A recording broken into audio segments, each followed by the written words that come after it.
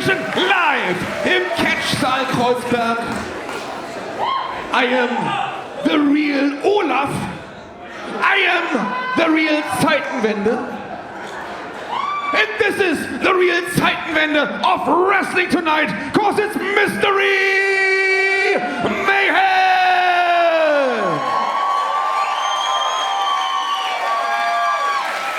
MysteryMayhem heißt MysteryMayhem, denn in den letzten Wochen und Monaten gab es hier für die Aktiven 5 Umschläge zu gewinnen.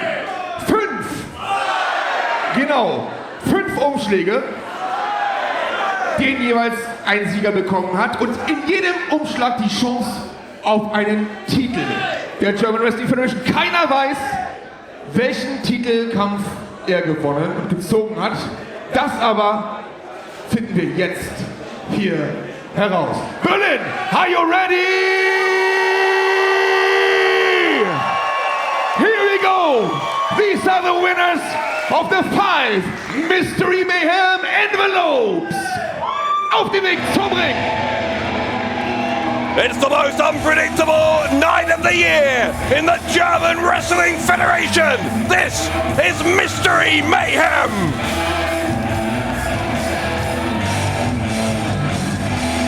Mit dem Umschlag Nummer 1, der Blutsbrüder, Tarkan Sultani. Tarkan Sultani won his MysteryMayhem envelope in an 8-man battle royal back in March at the Light Heavyweight World Cup. What championship will he challenge for tonight? He will find out when he opens that envelope in just a few moments' time.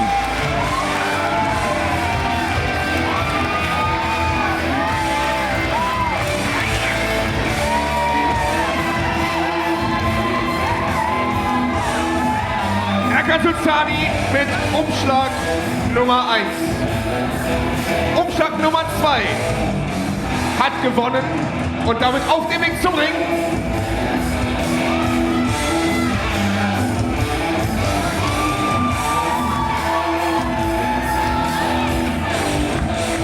Umschlag Nummer 2.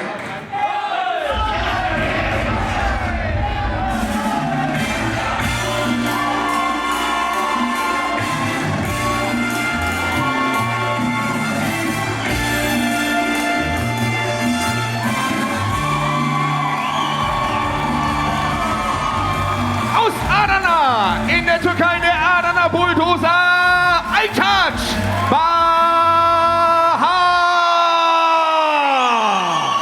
Bahar won his envelope just last month against Orlando Silva.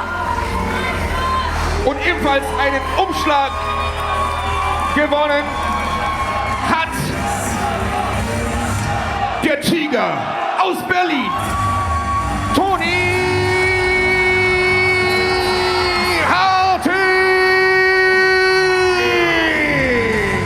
Same is true of Toni Harting in our main event at Blockbuster 2 in this building last month. The Tiger beating the French sensation Senza Volto.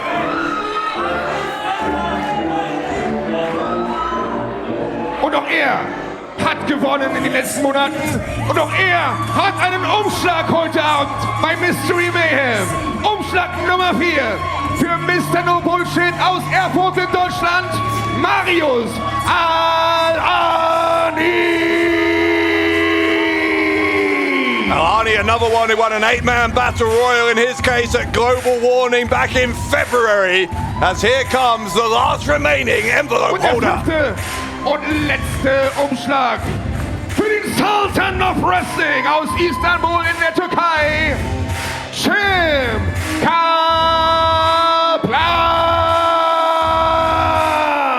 Kaplan defeated Kevin Lazar. He was the first to win an envelope all the way back in January. Das sind die 4 Jungs, die 5 Jungs, die 5 Gewinner der MysteryMayhem Umschläge. Und das sind die Champions, die heute Abend ihre Titel aufs Spiel setzen. Here we go. These are the champions of the German Wrestling Federation.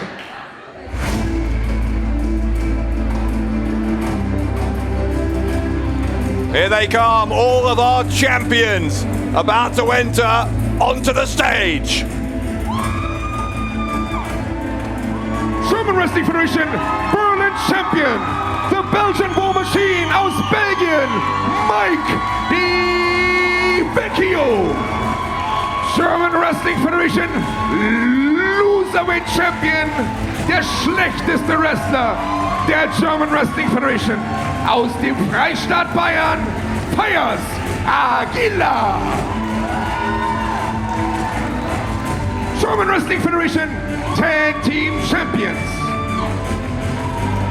Tarkan, Aslan und Bennet, Klinger.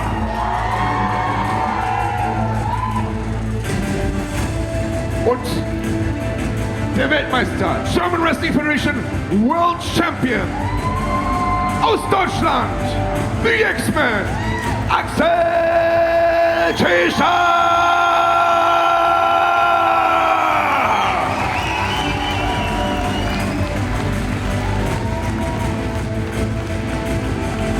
So now let's find out who's going to face which champion.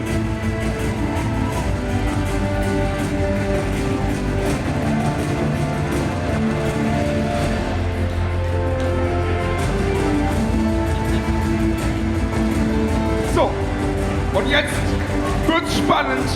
Jetzt erfahren wir, wer welchen Titelkampf gezogen hat. Einer nach dem anderen macht den Umschlag auf. Wer will zuerst? Wer hat Glück und vielleicht die Chance heute Abend auf den German Wrestling Federation World Champion Titel? Wer könnte Tag Team Champion werden? Und wer hat vielleicht Pech, Champ? Bevor du dich zu früh freust, wer wird eventuell antreten um den Loserweight Championship? Looks like Jim Kaplan's opening his first. Im Kampf um den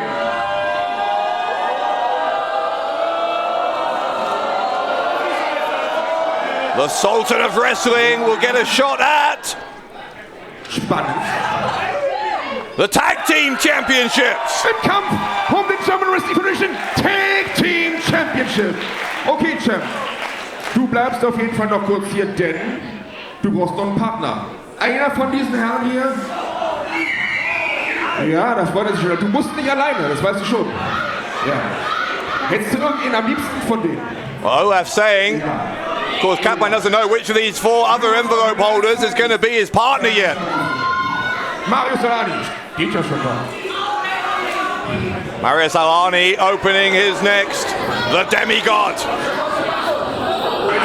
Who's he going to face? There is no place for weakness, steht auf seinem Titel, Oh my. auf seinem Shirt. Und heute Abend der Titelkampf um den German Wrestling Federation Berlin Championship. The Berlin Championship is going to be Alani against Mike Vecchio. Ich bin eine lebende Restmülltonne. Nummer 3, wer will jetzt den Umschlag öffnen? Come on, Aytac. Aytac Bahar, the Adana Bulldozer. Für den jungen Mann, den Adana Bulldozer, der noch am Anfang seiner Karriere steht.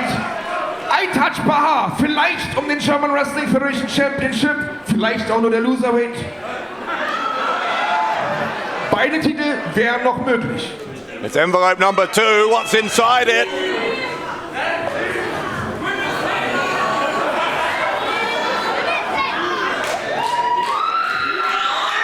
Tag Team! Und das ist dein Partner, Jim Kaplan. Heute Abend Aytac Bahar und Jim Kaplan gemeinsam um die Tag Team Titel.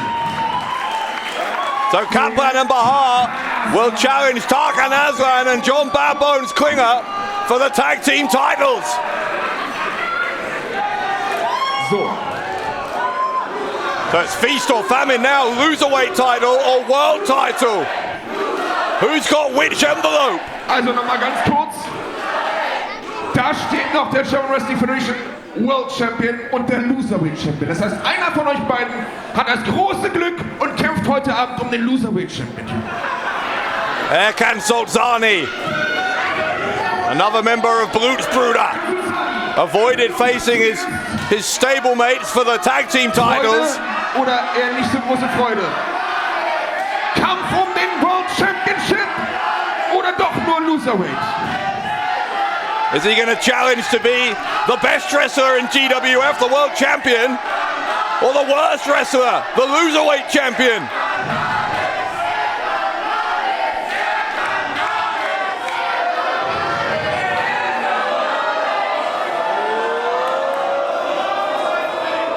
Das macht's nicht so spannend. Und? It doesn't look like good news, and Toni Harting delighted. Because if Solzani's got the Loserweight... Wait. Oh my! Okay. Harting's going to challenge for the Loserweight. Toni Harting und den Loserweight Championship. Den Titel des schlechtesten Wrestler der German Wrestling Federation. Und Tarkan heute Abend und den German Wrestling Federation World Championship.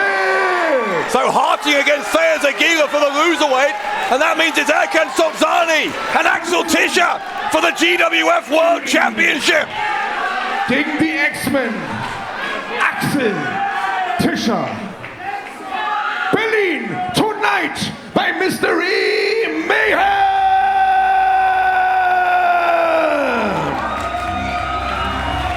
What a main event that will be.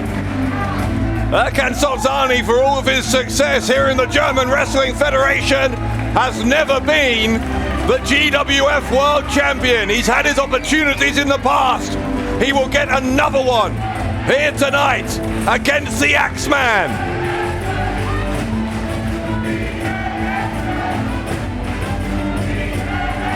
Erkan Solzani, Mr. Uppercut, the Golden Boy, against the Axeman for the championship of the world. Erkan Solzani gegen die X-Men. Axel Tischer.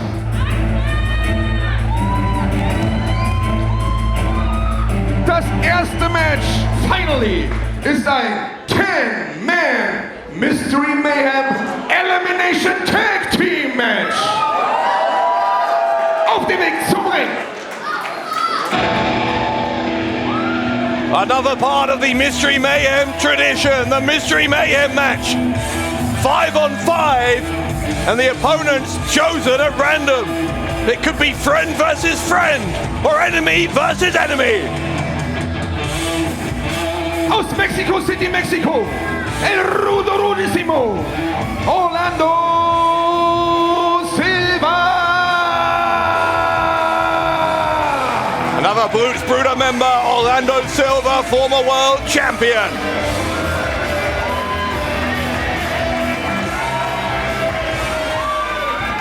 Sein Tag Team Partner Nummer 2.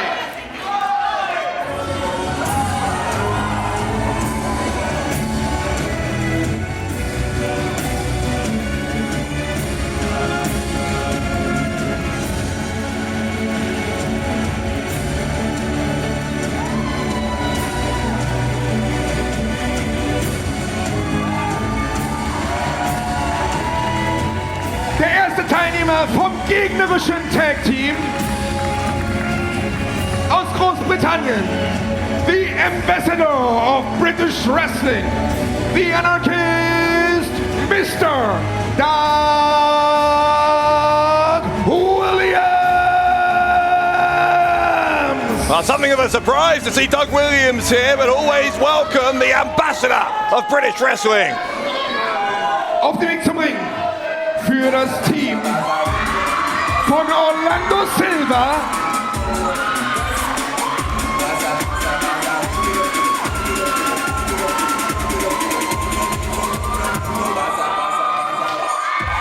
Aus Paris in Frankreich, le guerrier du peuple, la sensation française,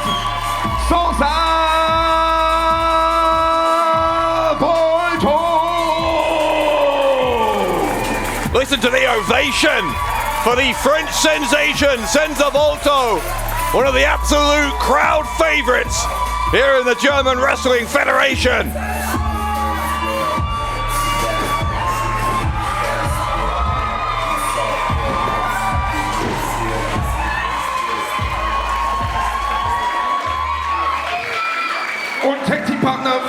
Doug Williams.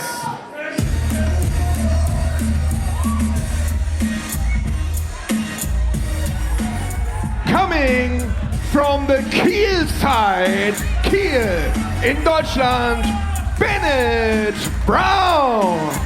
So as I understand it, we're getting these entrants on the different teams, one at a time, alternately. So Bennet Brown's going to be on the team with Doug Williams. And it looks like Senza Volto with Orlando Silva. Und Tag Team Partner von Orlando Silva und Senza Volto.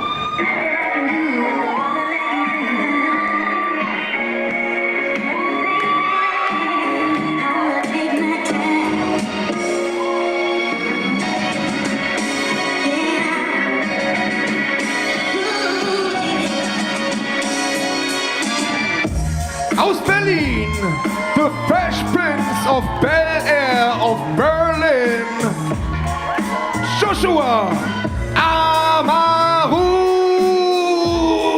Well, this is interesting because Bennet Brown and Joshua Amaru are tag team partners. So for them to be drawn on opposing teams here puts them in something of a quandary. Und Tag Team Partner von Doug Williams und Bennet Brown auf dem Weg zum Ring.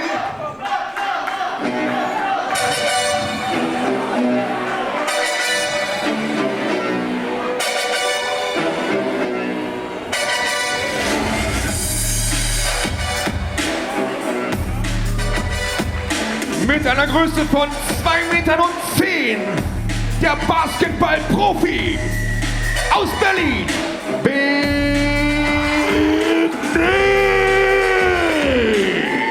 It's already been a pretty bad night for this man's associate, Toni Harting, who's going to challenge for the Loserweight title later. Big Nick, though, part of the 10-man elimination tag team match that is the Mystery Mayhem match. Und die Nummer 4 im Team von Orlando Silva, Senza Volto und Joshua Amaru.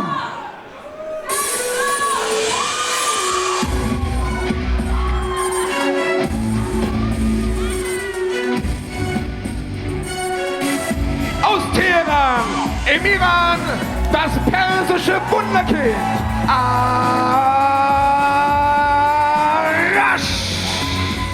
So Arash, the Persian Wunderkind, the fourth member of that team that features Orlando Silva, Joshua Amaru, Senza Volto, and now Arash as well, a pretty formidable team.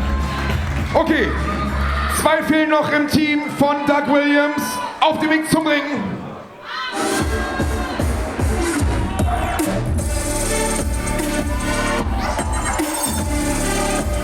Aus Hannover, the future of catch, Tim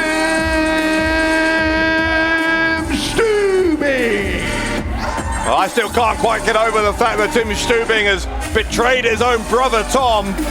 We saw on our pre-show here tonight that he's now aligned himself with a new mentor, Ibo Latino.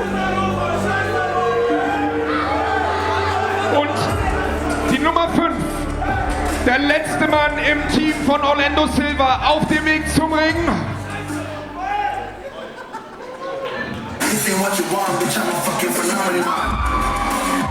Aus Berlin, sexy Ronaldo Shaqiri.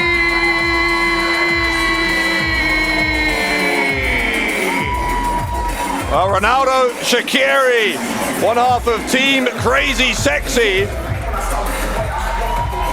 And he's still getting over the loss of the tag team championships to Blutsbrüder.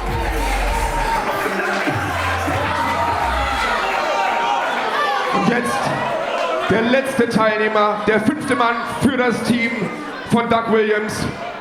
Es war eine Menge Arbeit. Und dann noch einmal, dieser Kampf findet nach Elimination Rules statt. Das heißt, wer gepinnt wird, scheidet aus. Die anderen Teampartner bleiben aber im Match. So lange, bis ein Team komplett ausgeschieden ist. Mexican Rules für die Experten. Das heißt, wenn ein Wrestler nach draußen geht, kann sofort ein anderer aus dem Team in den Ring einwechseln, auch ohne Tag. Und hier ist der 5. Mann fürs Team Doug Williams. Oh my! This is Crowchester!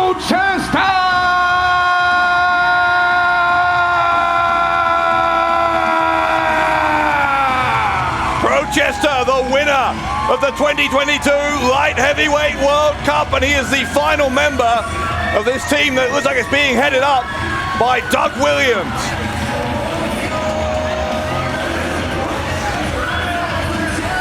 What a final team member that is. Now remember, this is going to be an elimination match, so we will keep going until all 5 members of one team or another have been taken out by pinfall, submission, countout, or disqualification.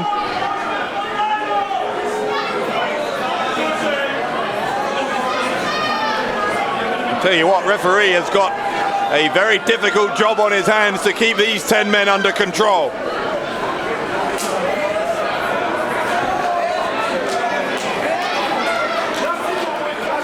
So it's going to be Joshua Amaru for Orlando Silva's team. Doug Williams is going to lead from the front, and I think actually having seen that, Silva decides that he is too.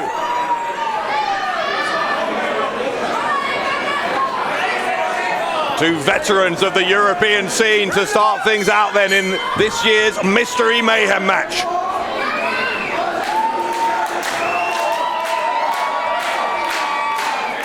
Silva and Williams locking up. Stalemate there, but Orlando Silva as vocal as ever.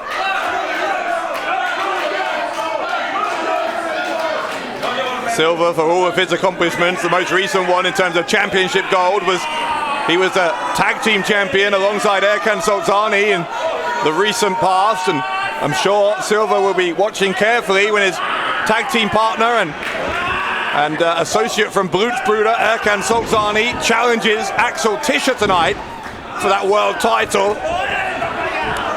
There's a leapfrog by Silva, just about got over him and then got taken down, but a head scissors and then a headlock takedown from Silva. You can see how well these two know each other. Years of competing one-on-one or in tag team scenarios like this one. It is something of a stalemate here between Williams and Silva.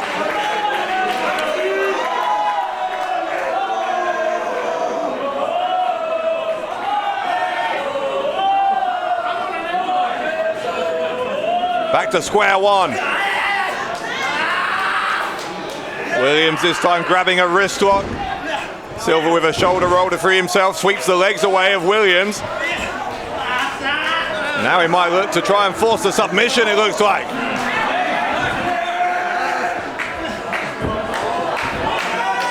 Silva might have Williams' shoulders down. Referee's looking at that situation carefully. Now the shoulders are down, but Williams able to roll through. Now they're tied up in the ropes, so both men going to have to relinquish their holds on each other.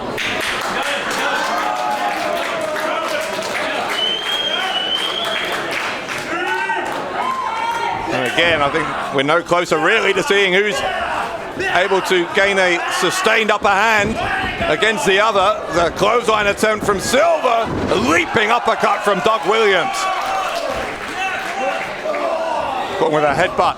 Another one. Another double underhook from Williams. Plants him with the bomb, and he'll go for the cover, but Senza Volto breaks it up. This one already in danger of breaking down. Here we go. The ring filling up with all 10 men in the Mystery Mayhem match. Chaos in Berlin.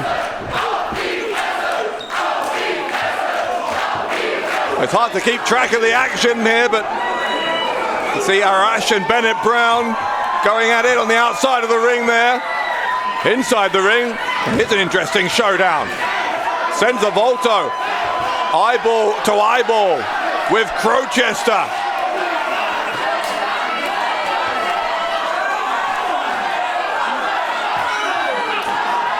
Listen to the dichotomy of crowd support here for Volto and Crowchester.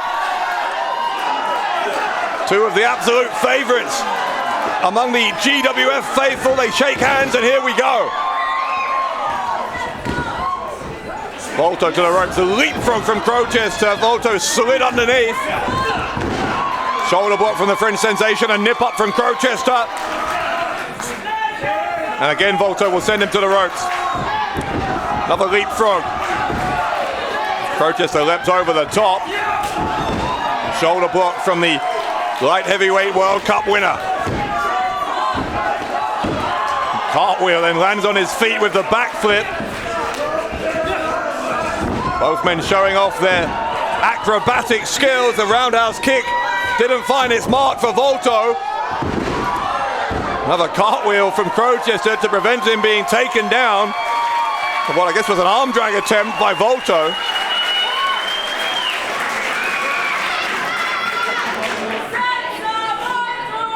Volto with a little nod of acknowledgement there that this is going to be maybe a tougher task against Crowchester than he'd thought it would be. This is the beauty of the Mystery Mayhem match. It throws up so many showdowns that you wouldn't normally see. I was going to say plenty of respect between these two, but that handshake didn't end the way you might have liked. Crowchester ends up on the ring apron. Both men had the same idea at the same time. Both of them headed up to the top turnbuckle, battling it out up there. Volto gets taken down into the ring. Amaru's going to attack Crowchester. Crowchester's still up there. Volto sees him. Volto going to launch himself as he hit Crowchester. Oh my goodness! Stereo moonsaults. Crowchester taking out half of the field, and Senza Volto taking out the other half.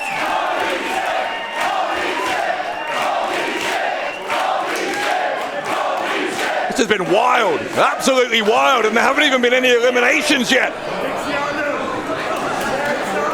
Well, that might not be true for very much longer, because after the impact of those two moonsaults, got to wonder how long everyone can maintain this pace.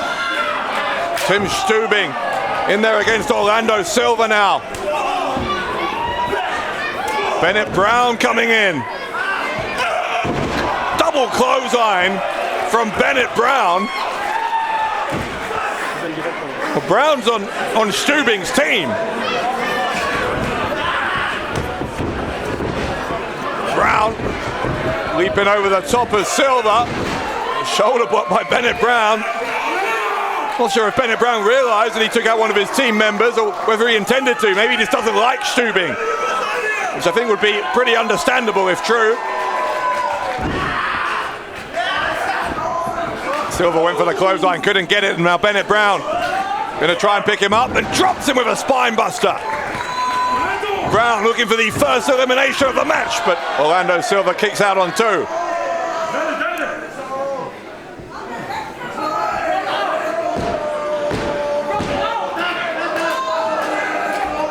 Remember Bennett Brown, the regular tag team partner of Joshua Amaru, who's on the opposite team here today. Brown going to get backdropped, almost a slam in the end, in fact, from Orlando Silva, who then rolls out of the ring. Here comes Ronaldo Shaqiri with a spear. Brown could be in trouble, and he is. He's gone. Ausgeschieden, Bennett Brown. So Bennett Brown, the first elimination in the Mystery Mayhem match, which means Doug Williams' team is down to 4. The match goes on. Der Kampf geht weiter. One of those 4, though, is this man standing well over 2 meters tall, Big Nick. Ronaldo Shaqiri is not a small man, but look how Big Nick is towering over him here. Shaqiri, as I said earlier, very recently losing the tag team championships, along with Crazy Mike Chair, Team Crazy Sexy, just a month ago to Blutsbrüder, and we will see Tarkan Aslan and John Badbones Klinger defend those titles later on against Aytac Bahar and Kaplan. Arash in there now against Big Nick. Arash, a former Loserweight champion, of course, but his career has moved on somewhat since then, where his good friend Feyyaz Aguila currently has the dubious honor of holding that championship. It was a bad idea from Arash to go for the body slam, and it nearly cost him.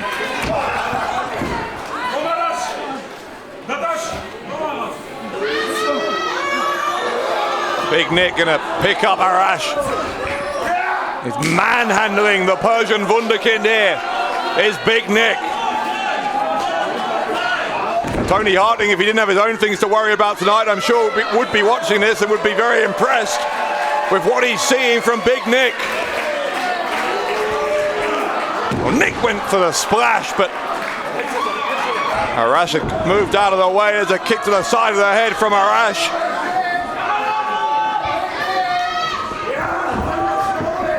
Here comes Arash. Off the ropes, there's a Hurricane Rana takedown. Stübing's come in. Arash hasn't seen Tim Stübing. Stübing with the running knee. Arash may have been knocked out. Yes, he has been. And Stübing picks up the pin.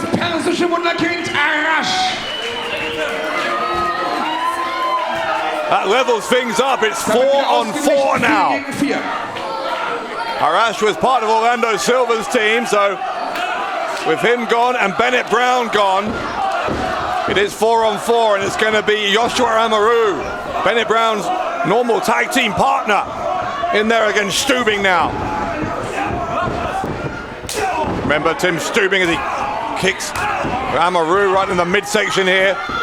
Still just a few weeks removed from his betrayal of his brother Tom. The neck breaker. Amaru with a roar of determination as he gets to his feet. A clothesline from Amaru sends Stübing to the outside. Stübing in the process of ditching his brother, also ditching his mentor Ahmed Chair. Crowchester came in and tried to launch himself at Amaru, but Amaru's got him here. Trying for a suplex. Crowchester lands on his feet. Enziguri from Crowchester. An elbow to the face from the light heavyweight World Cup champion.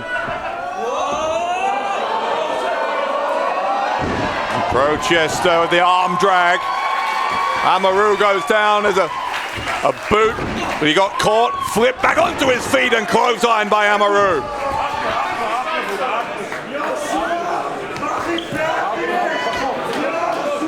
Doug Williams in there now. I think we've abandoned any semblance of the idea that you have to make a tag. We're going with shotgun rules, it seems like here. Or at the very least, Mexican rules. When your partner leaves the ring, you can just enter without the tag. I think that's the best the referee can do in this kind of chaotic scenario. There's an inverted atomic drop. Cross-body attempt. Amaru, such a powerful young man to catch Doug Williams in midair. Oh, Williams is going to look for Chaos Theory. Williams looking for Chaos Theory and gets it with the bridge, and Amaru is gone. Und ebenfalls ausgeschieden Joshua Amaru. Williams thrown to the outside. Here comes a big one-handed choke slam from Big Nick. Senza Volto off the top got caught. That massive hand of Big Nick. Tries to choke slam Volto. Volto escaped though. Volto with a chop across the chest and another one. Trying to chop down this big tree.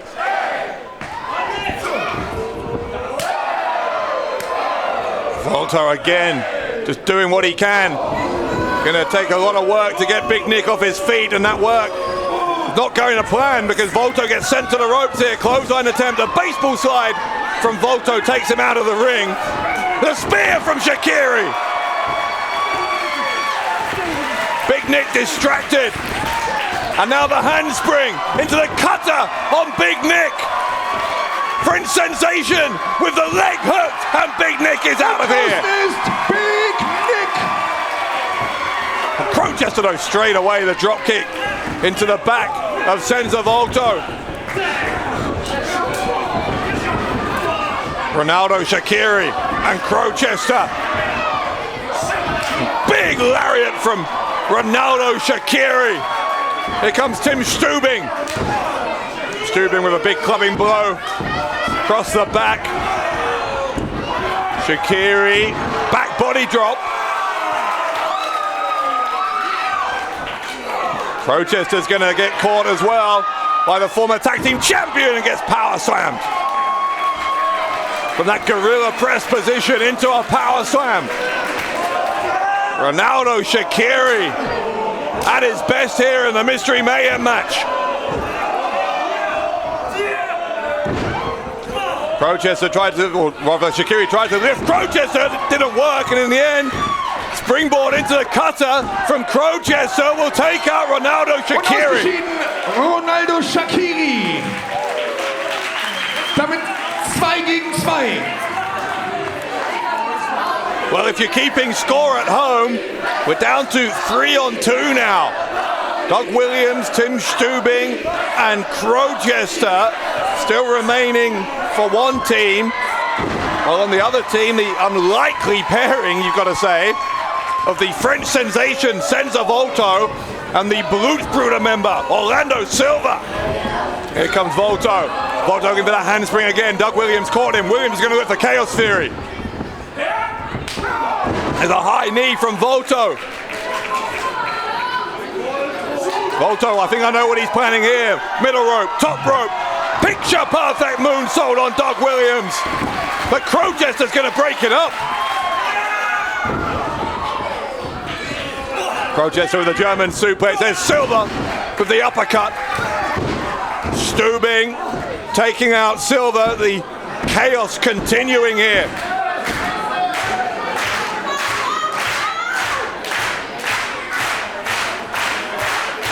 Everybody is down. Everyone who is remaining in the Mystery Mayhem match.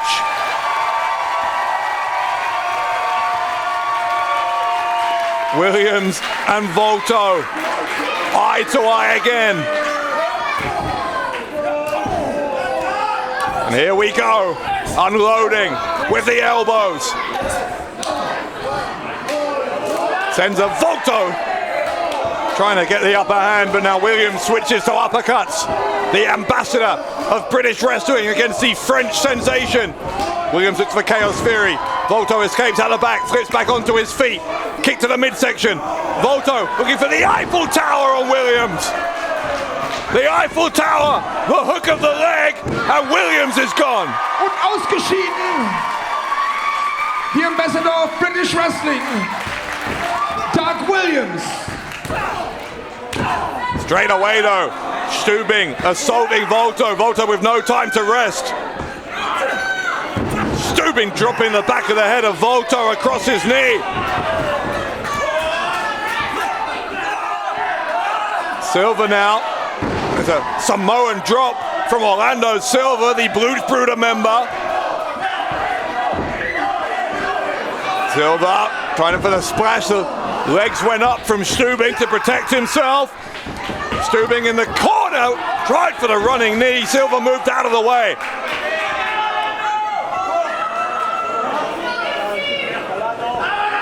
Orlando Silva from that top rope. What's he trying for here? Reverse vertical suplex. And Orlando Silva will take out Stübing. Und ebenfalls ausgeschieden. A drop kick to the back of the head of Orlando Silva from Crowchester.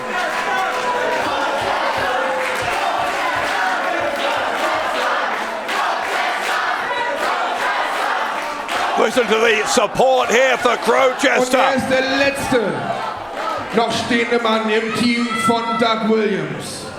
Crowchester. As we just heard, Crowchester now the sole survivor for his team.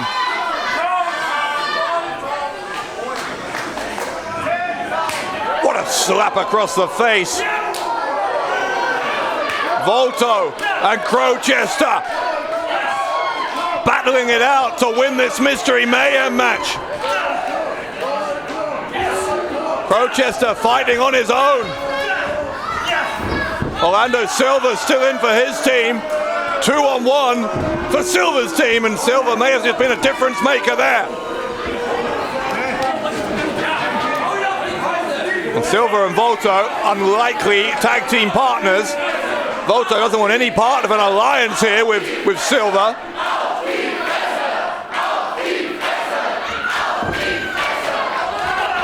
crossbody from Crowchester.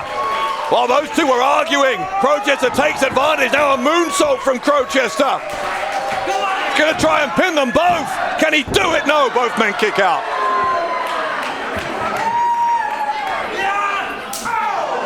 Super kick to the jaw from Crowchester. There's a knee. Crowchester making his two opponents hit each other, forcing the miscue. Crowchester's got them both in the danger zone, beneath the top turnbuckle. Crowchester with that twisting senton. 630 degrees from Crowchester. Crowchester draping an arm on Senza Volto, and Orlando Silva made the save. There aren't many days in the year where you'd see Orlando Silva saving Senza Volto, but you just saw it here. Crowchester and Silva now brewing on the outside.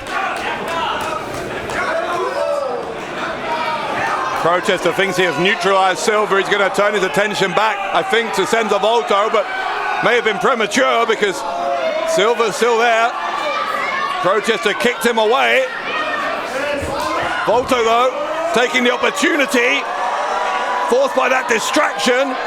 He's going to look for the top rope Spanish fly.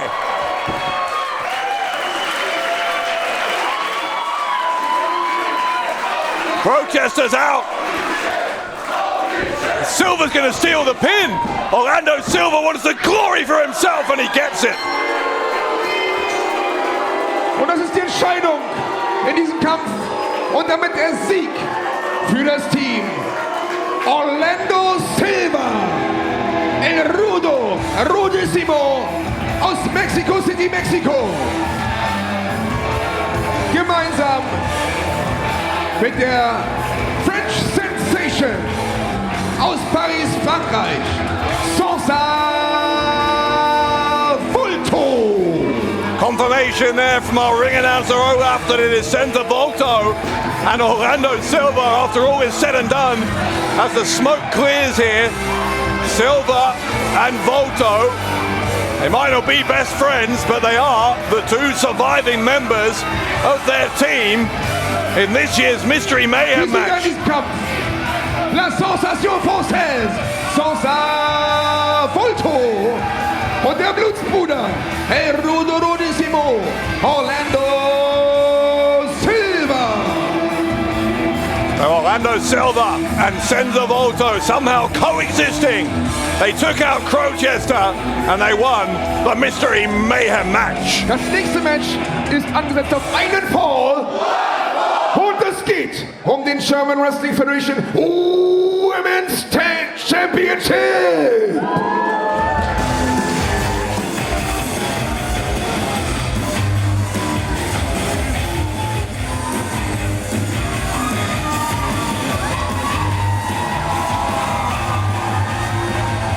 Aus Straßburg in Frankreich, the Giant Killer, Mila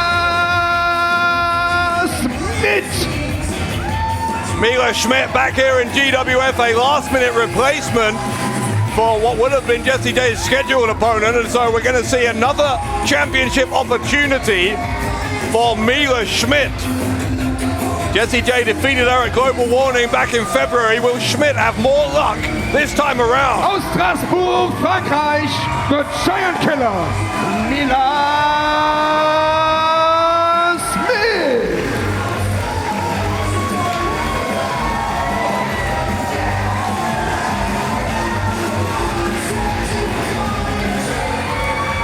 Die Gegnerin der German Wrestling Federation Women's Champion.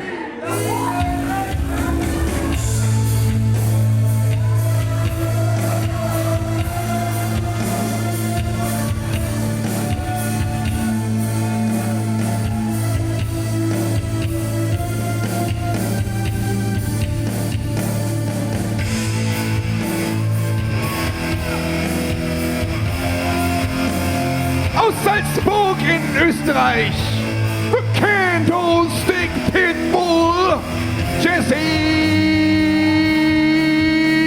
J. Jessy J has been the women's champion here in the German Wrestling Federation since winning that Eliminator series that concluded in January.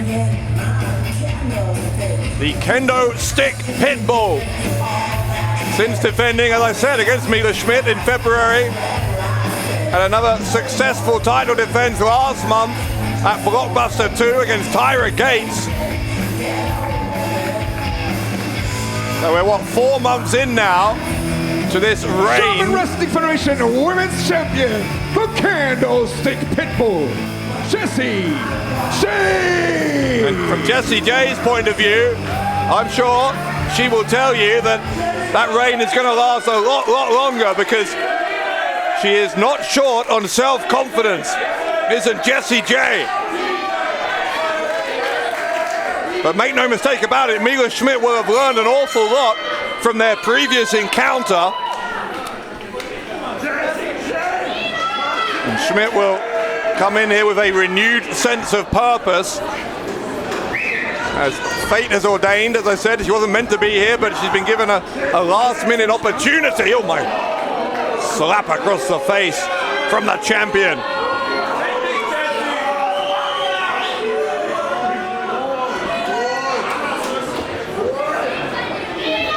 Tie up again. No, they're not, because Smidt went underneath and then returned the favor with a slap to Jessy J.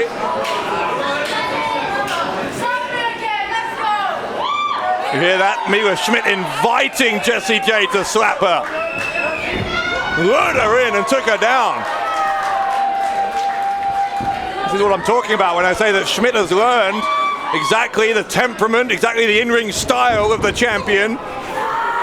I think Schmidt's a real threat here to the title. That shoulder thrust in the corner, ensuring that the challenger keeps the upper hand. Almost a judo style throw there to take her down. Smidt with the drop kick, low down.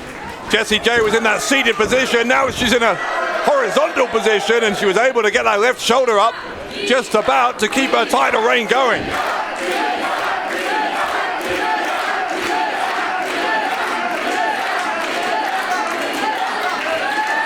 Mila Smidt wrenching at the face. I think Jessy J was biting her finger there maybe to get out. I'm not sure the referee saw that. Wouldn't put it past Jessy J to do that kind of thing. She is a ruthless competitor. The end justifies the means for Jessy J as a leg drop from the champion. Will that be enough to retain the title? No.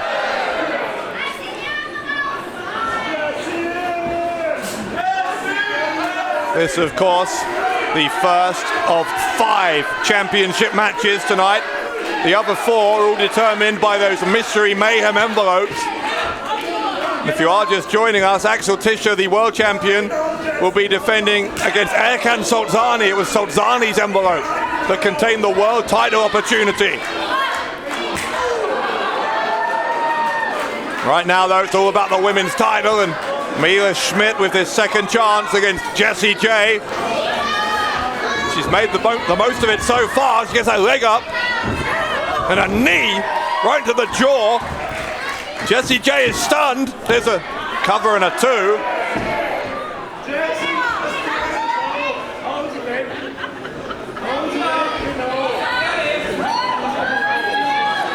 Schmidt gonna go to the ropes, got Jessy J up, but gets caught. There's a backbreaker from the champion. That could make a real difference to her fortunes, and now she's gonna keep her across the knee. Stretching out that back. And then finally dropping her down. Putting the boot in right into the abdomen as well. Jessy J, such a brawler. Every match against this women's champion can feel like a street fight. Avalanche in the corner by Jessy J. Now got Smidt up on her shoulders. plants her flat on her back from that fireman's carry position. Will try and hook the leg to retain, but again, Mila Smidt had enough left in the tank to kick out.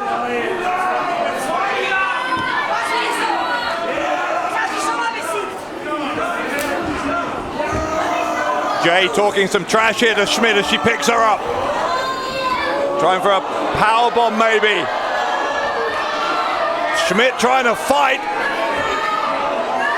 Smidt going over the ropes and takes out Jay with her, held on with her legs to the champion's head, dragged her to the outside.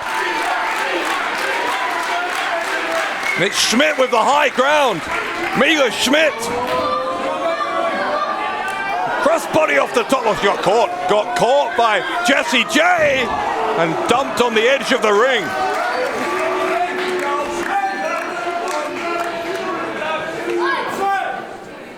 This one's spilling to the outside.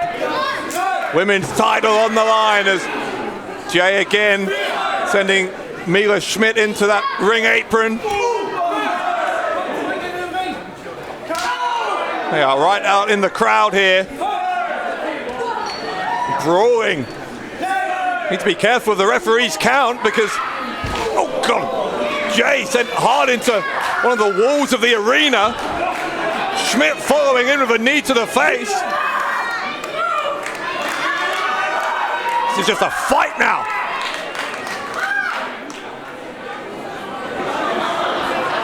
Mila Smidt, what's he doing? Smidt telling fans in the rows near them to move. I don't know what she's intending for Jessy J, but I assume it involves those rows of chairs. Well, it's Smidt who gets sent into the chairs. I think the referee's up to a count of 9.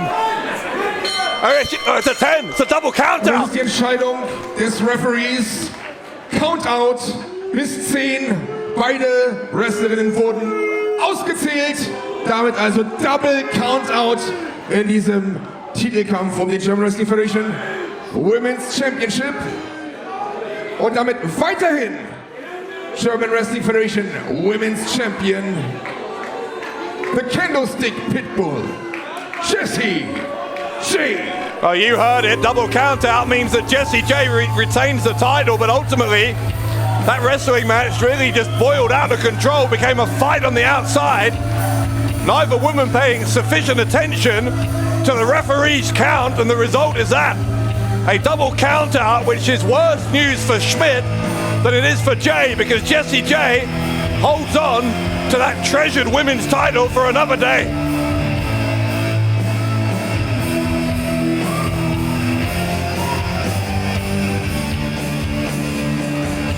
Um die German Wrestling Federation Loserweight Championship auf dem Weg zum Ring.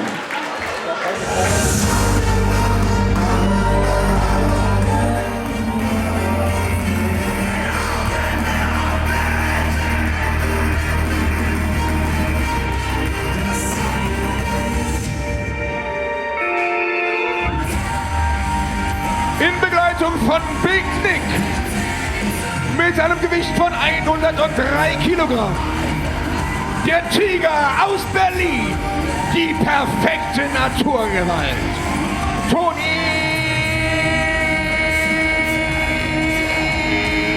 Harting. I think it's fair to say that for these two gentlemen, things have not gone to plan so far tonight. Big Nick on the losing end of that 10-man Mystery Mayhem match, and Toni Harting getting the worst possible outcome from his Mystery Mayhem envelope. He is going to challenge for the Loserweight title.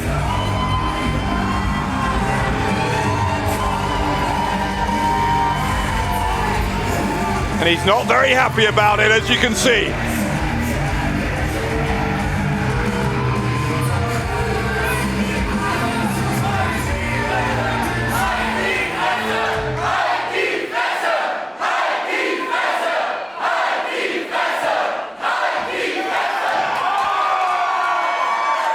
Bei mir sagt es keiner. Er ist der Herausforderer. Das ist seine Chance. Und das ist der Champion.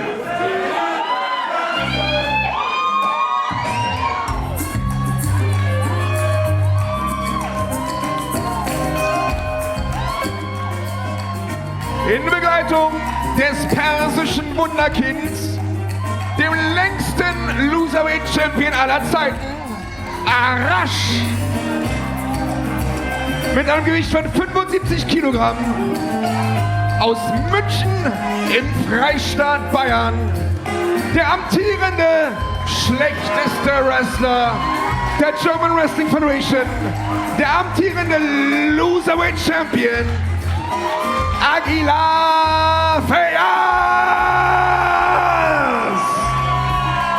Feyyaz Aguila has been the Loserweight champion for over half a year now, and he's held that championship with dignity. Feyyaz Aguila! Accompanied out here, of course, by Arash, who himself knows what it's like to be Loserweight champion. He was champion for a year, the most unique championship in all of professional wrestling. You only walk out as champion if you lose the match. And whoever holds that championship is officially the worst wrestler in the German Wrestling Federation, which is precisely why Toni Harting doesn't want the indignity of challenging for it.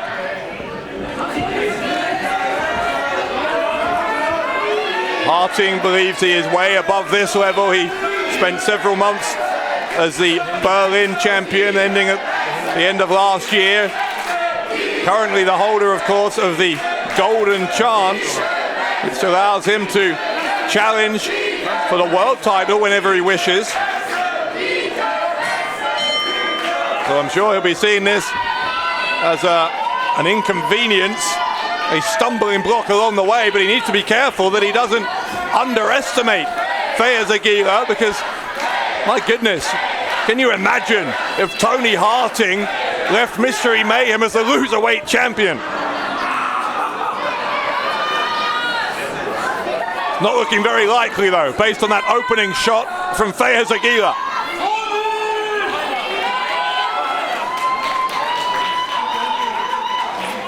Maybe second time lucky. Maybe not.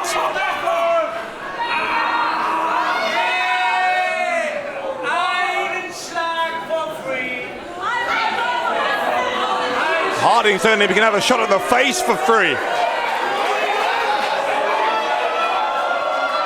Aguila winding up.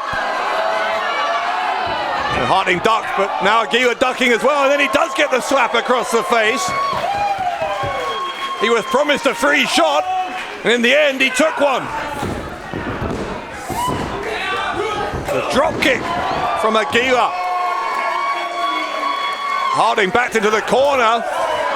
Here's Aguila believing here he could defeat Harting and shed himself of this Loserweight championship. Is he a fool to believe it or not? Aguila showing no fear against Harting.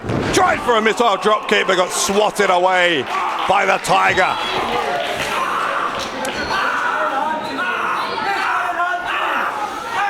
Aguila being picked up by the hair. Very proud of his beard, is Feyyaz Aguila. His motto is death before shaving.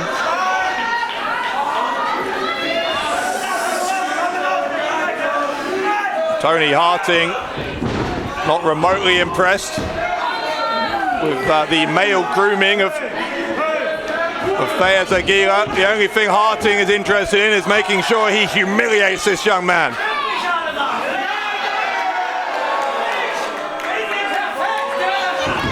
Trying for a schoolboy roll-up is Aguila, but that hasn't gone to plan either, and now Harting looking to punish. In Harting's mind, you get the sense that somebody has to pay for this unfortunate turn of fate that means he's challenging for the Loserweight title and not the world title. He's going to take out that anger here on Feyyaz Aguila.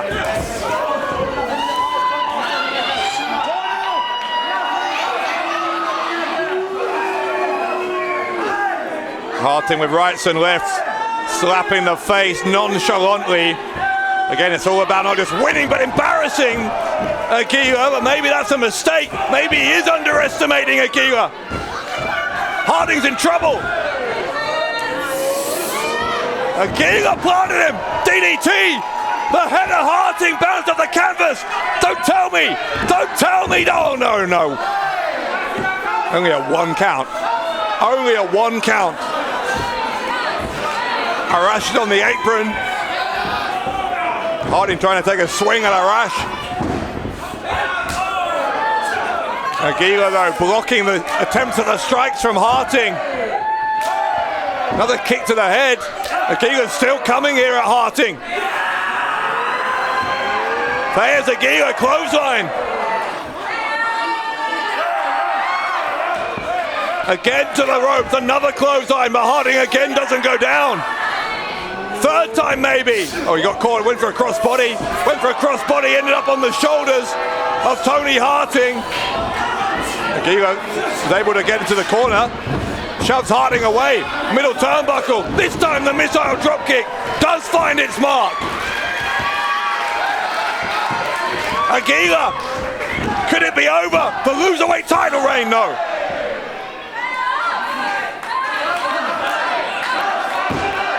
This has not been as straightforward as Toni Harting would have assumed. Feyyaz Aguila believes in himself.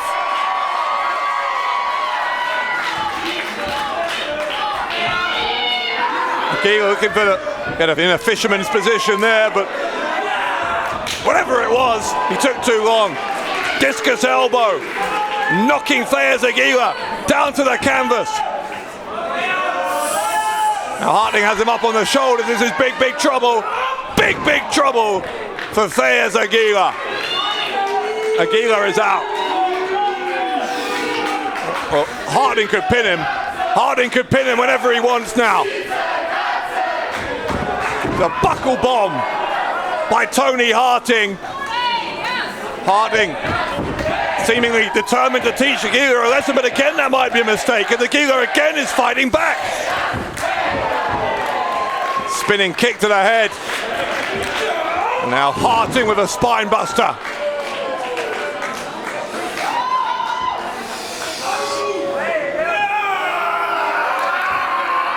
Harting with a nerve grip. Deep into the shoulder of Feyyaz Aguila, who taps out. Aguila taps out, and Aguila is still the Loserweight champion. Und ist der Sieger durch Aufgabe, Submission. Der Tiger aus Berlin, die perfekte Naturgewalt, Toni Harting. It's not the match he wanted, it's not the victory he wanted, but it is a victory nonetheless for the Tiger, Toni Harting, tonight at Mystery Mayhem.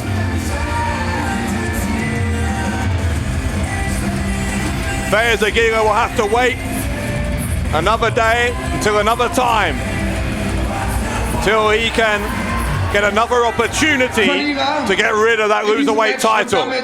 Weiterhin offiziell schlechtester Wrestler der German Wrestling Federation und amtierender Loserweight Champion Feyyaz Aguila.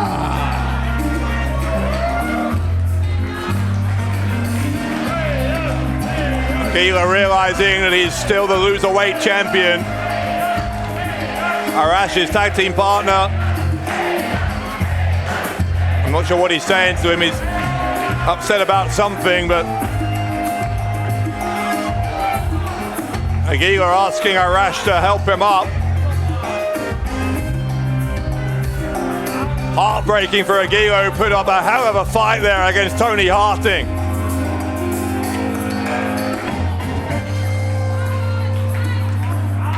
I'm not sure what Arash is angry about. Arash knows the pain it can cause to be the Loserweight champion. Feyyaz Aguila.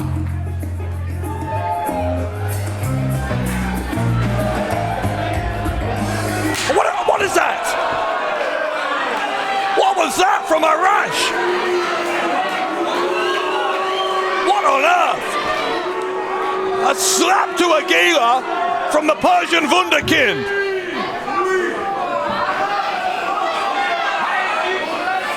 What is he thinking? Ich habe kein Lust mehr, mit Menschen's Blut abzuhängen!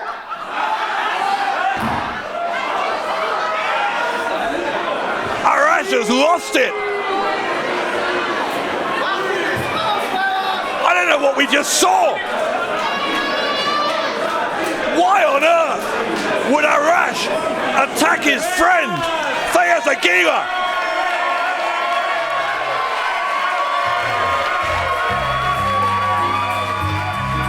Rubbing salt in the wound here of the defeat for Feyyaz Aguila.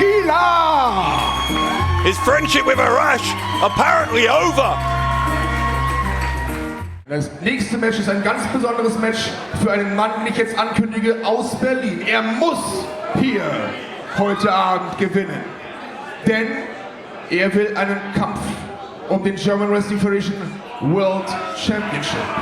Dafür muss er dreimal hintereinander siegen. Einmal hat er es schon geschafft. Heute Abend sein zweiter Kampf. Er muss gewinnen. Das nächste Match ist angesetzt auf einen Fall. Auf dem Weg zum Ring.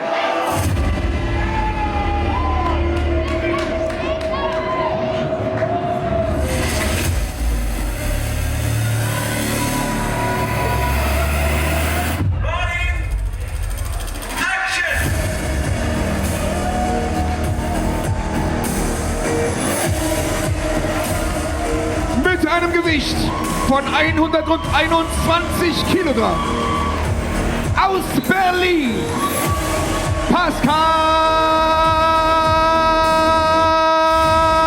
Spalter!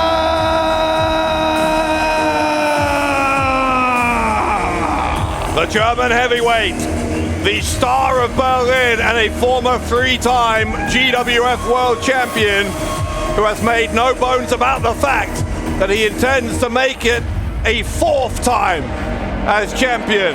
A new outlook, a new seriousness from Pascal Spalter in recent months.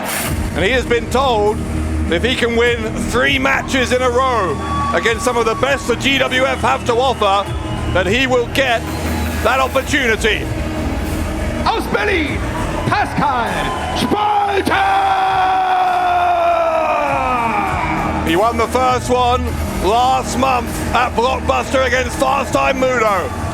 Tonight, in his second of 3 challenges, he faces another former world champion.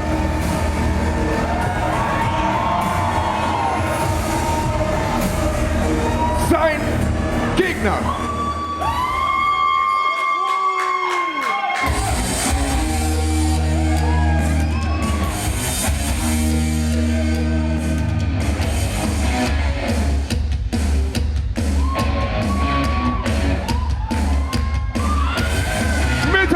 Von 105 Kilogramm aus Wien in Österreich, the Austrian Wolverine, Colen!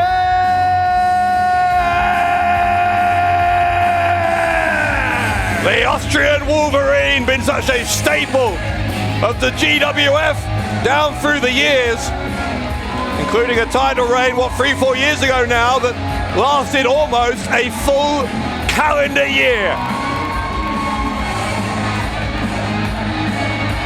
Chris Colen, a real favourite with the GWF faithful here in Fessau, Kreuzberg. They love him and he loves them. It is a relationship with the fans that Pascal Spalter certainly does not share.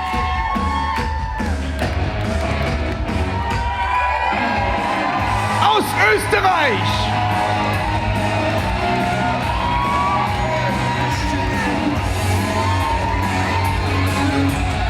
Wieder in Berlin, the Austrian Wolverine, Chris Colen.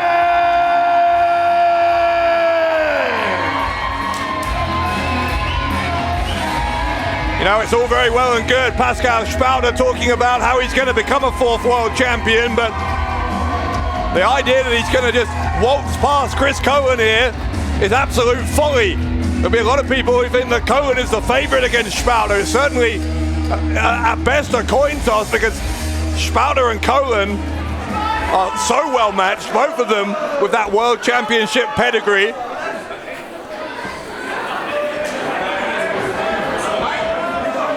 I'm sure Axel Tischer, although he's got a world title match to prepare for here tonight himself, will have one eye on this, thinking if he can defend against Erkan Solzani, then if Spalter were to win, this is a lot of ifs, of course, and Spalter down the line could have his focus on the Axeman.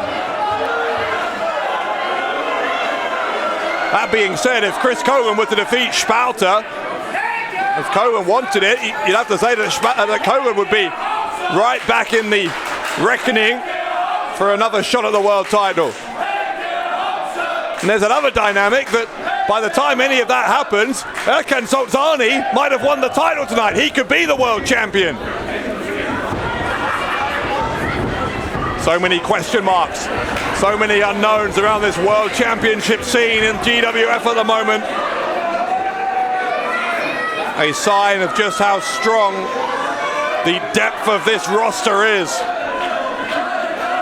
Some of the finest wrestling you'll see, not just in Germany, not just in Europe, but across the world, and undoubtedly one of the hottest crowds that you can experience anywhere on planet Earth, right here month in and month out in the German capital. Shoulder block by Colen takes Spalter down, and there are very few men who can do that to Pascal Spalter with a shoulder block. Colen launches on Spalter on the outside.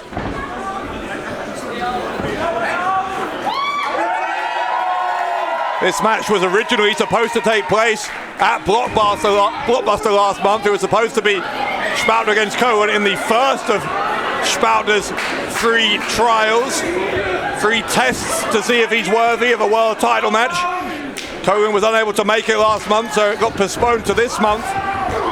As I said, in the meantime, Pascal Spalter defeated Fast Time Mudo in a very hard-fought contest last month.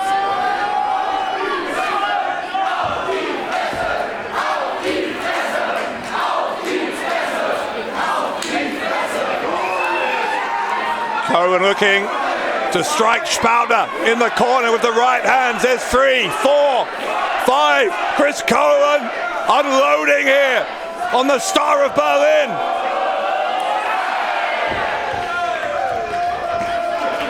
Spalter just collapsing down into the corner after that barrage from Colen. Colen is not done either. Elbow to the forehead of Spalter. There's a hip toss from Colen. Colen with that right leg hook, that enormous right leg of Pascal Spalter, couldn't keep him down.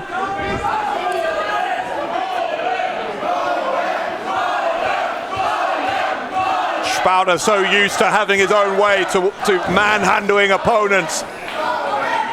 Such a powerful wrestler as the German heavyweight, but that is not a strategy that he can employ against Chris Colen, who can match him for strength, match him for power.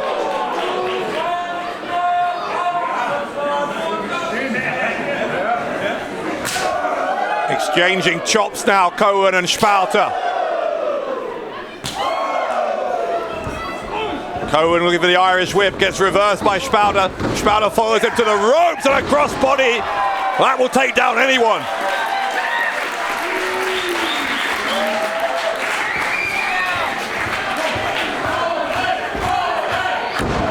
Spalter bringing his body weight down onto Chris Colen. Now try and send him to the ropes again. Does so, knocks him down. Spalter looking good here.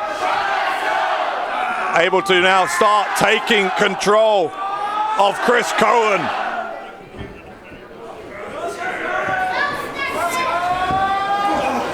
Colen though, fighting back, getting some elbows into the midsection.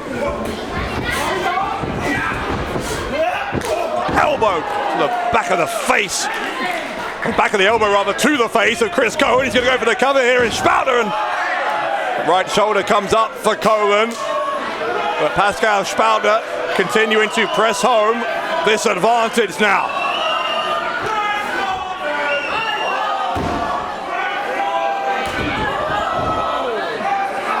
Spalter, so devastating when he gets on a roll.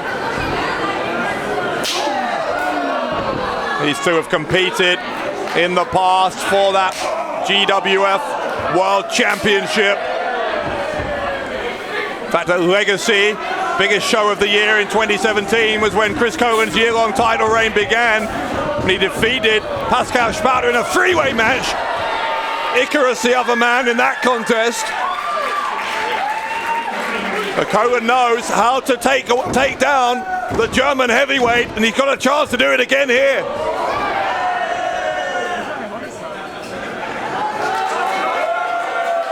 Spalter telling him to bring it.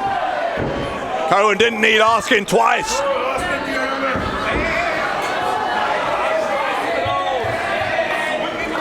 Action spilling to the outside. Well, we saw this in that women's title match earlier on, so we know the dangers of it possibly resulting in a count out if you're not careful. Colen picking up Spalter, dropping him on his back on the edge of the ring.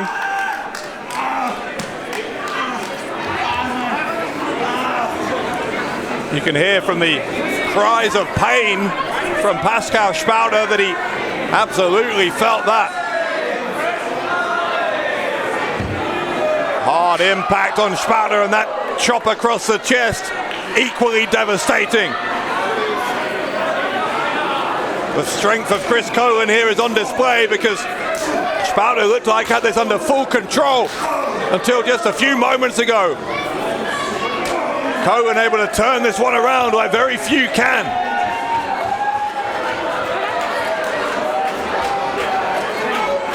Where are they going? They're battling into the crowd. Our camera crew doing a good job keeping up with them here. Up in that balcony area.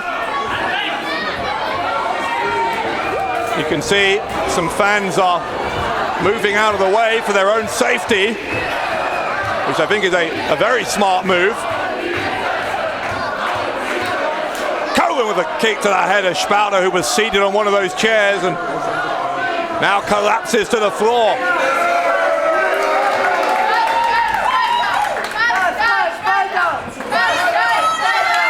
Colen, I think, going to drag Spalter back towards the ring. Referee is being lenient here in terms of the count, but only so long. This can be allowed to brawl around the arena.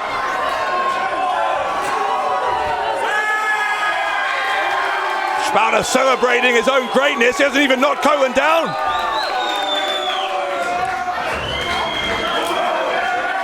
Spalter was premature there because Colen is battling back.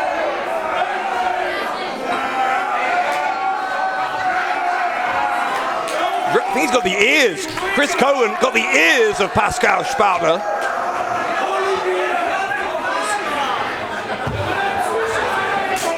Back near to the ring now.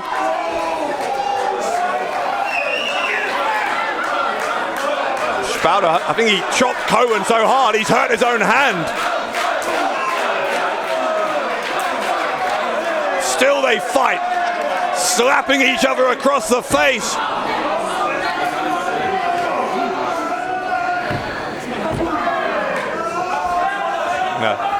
Face first strike into the ring apron on Colen by Spalter.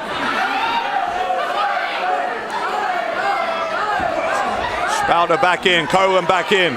Front face lock by Chris Colen. He's going to look for a suplex, I think. Inside cradle from Chris Colen. Colen, no. Fought for a second there, he had him, but 2.5. Spalter with a clothesline.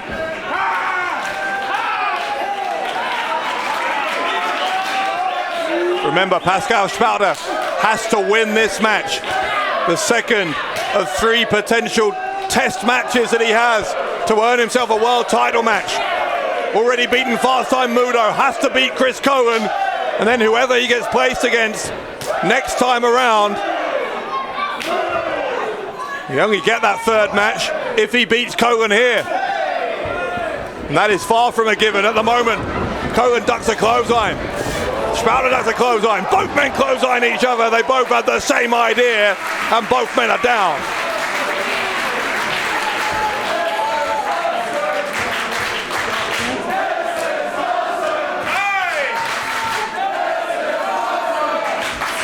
You can hear the referee counting. Up to a count of 3. Colen is the first to stir. He's up to his knees.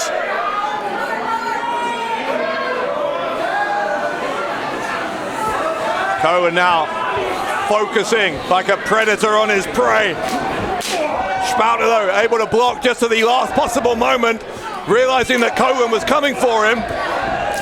The slaps from Spalter backing Colen. The Austrian Wolverine into the corner. Spalter with the Bulldog.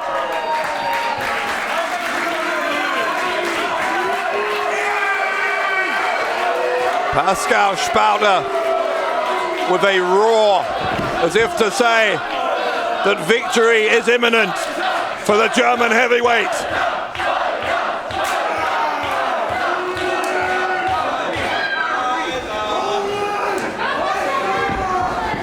Colen going to get sent into the corner. Spalter might whip him to the other side. No, he's going to do the same again, same result. Colen getting absolutely battered here into these turnbuckles. Now Spalter, a power slam from Pascal Spalter.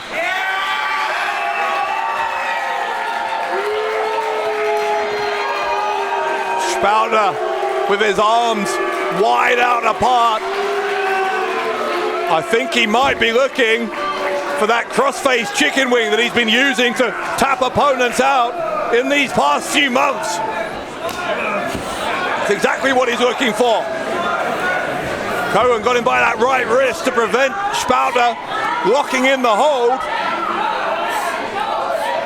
And then Colen, you saw him getting his right arm through the gap to save himself, elbowing Spalter in the side of the head. Colen with a DDT.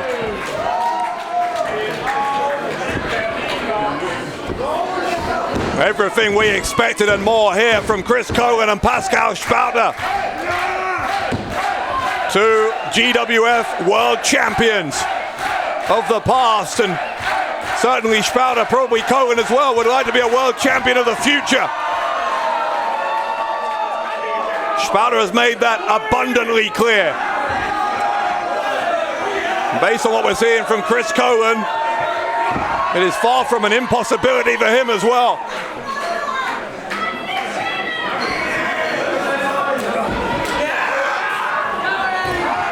A right hand from Colen after he blocked one from Spalter. Colen wants Spalter to get up. I'm not sure if Spalter has enough left. Pascal Spalter has been taken to the absolute limit here by Chris Colen.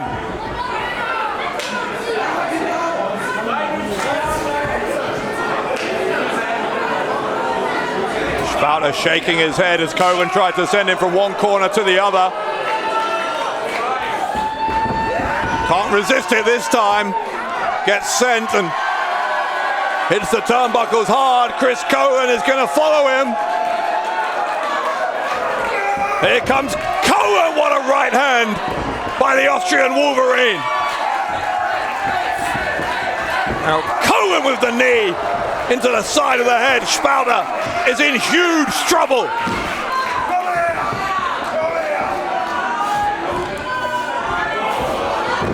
Here comes Colen with the Austrian pancake. Chris Colen, oh, it's a kick out. The kick out from Pascal Spalter.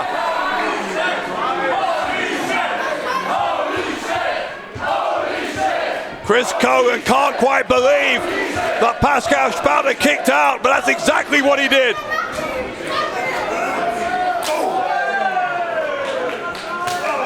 Shot from Colen. Spalter is back up. Now a body slam from Colen.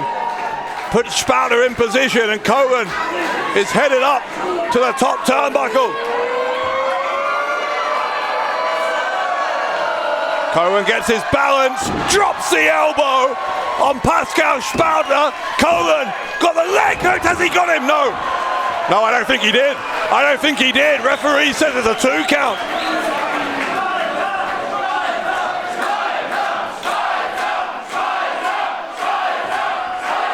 Listen to the crowd, some support here for Pascal Spalter. These fans impressed by the fact that he was able to kick out of that elbow.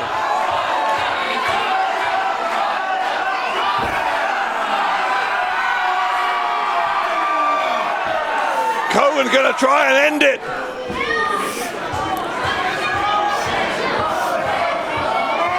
Colen's got the double underhook. You can see that Spalter drops to a knee to block. Spalter, the side suplex.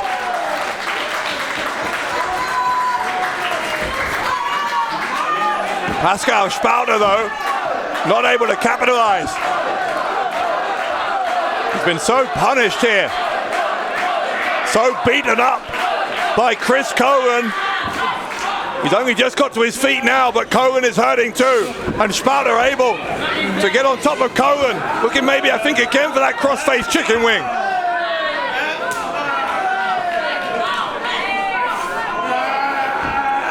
Once more, Spalter trying another suplex from Pascal Spalter. Now it's a test of what Colen's got left. Chris Colen breathing rapidly. His body desperately trying to get some oxygen circulating around it. Spalter looking for the crossface chicken wing again, and Colen quickly backing into the corner. Spalter bringing him back to the middle of the ring, away from the ropes. Colen, you can see, he's down to a knee here. Still trying to prevent Pascal Spalter from adjusting his fingers to where he wants them. And now he's got the fingers of Spalter. He's threatening to break a finger there. Well, Spalter, but that's a wrap from Spalter. And is that a wrap? It might be, because here's the crossface chicken wing. The crossface chicken wing on Chris Colen, and Colen taps out. Colen taps out. Spalter gets the tap out. Durch Aufgabe, the decision via Submission. Sieger in diesem Kampf aus Berlin, Pascal Spalter. Spalter with a victory over the Austrian Wolverine. Now just one win away from earning a shot at the GWF World Championship.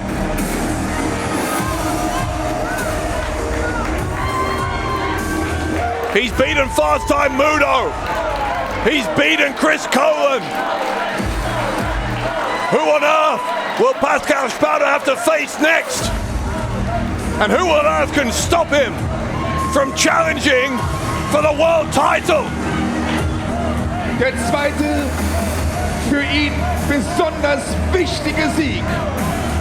Aus Berlin, Pascal Spalter. Pascal Spalter, arms raised in victory. Look at Chris Colen staring a hole through the man who just tapped him out. Colen's going to offer a handshake. Very sporting of Chris Colen, a fine champion. Ein fairer Mann aus Wien. Und wir freuen uns, dass wieder bei uns war.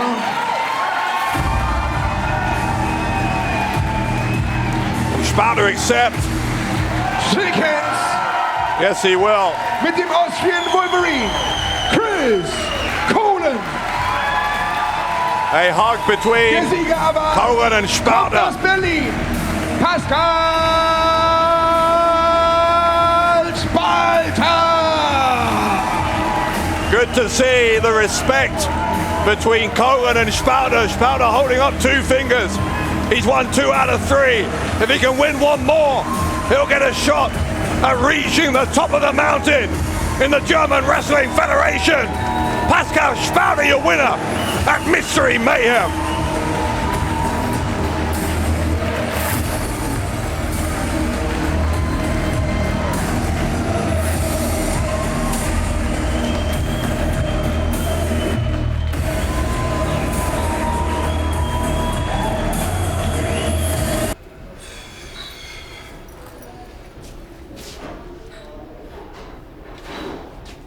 Was ist los? Tarkan, du hast dich heute gut bewiesen. Wie ein echter Blutsbruder.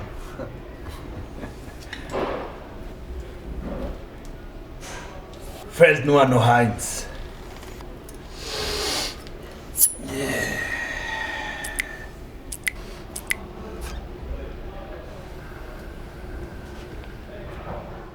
Das nächste Match ist angesetzt auf einen Fall. Und es geht um den German Wrestling Federation Tag Team Championship.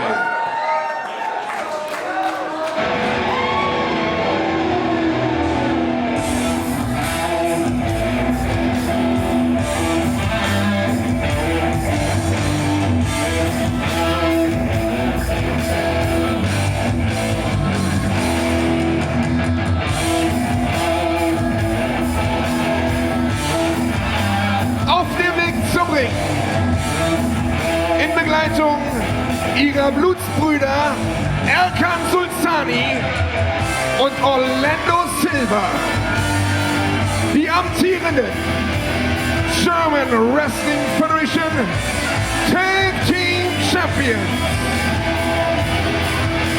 die Bad Kings der Blutsbrüder, Tarkan, Aslan und schon Klinger.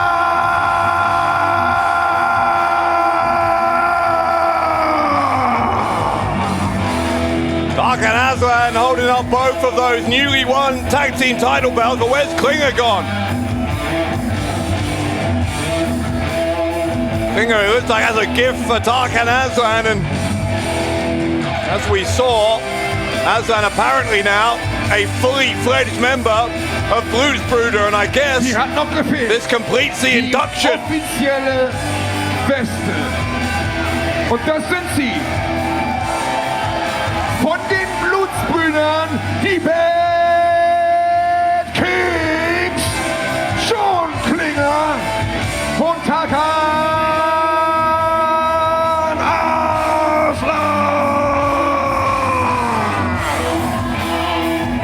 Aslan. So the mystery surrounding the relationship between Tarkan Aslan and Blutsbrüder is over.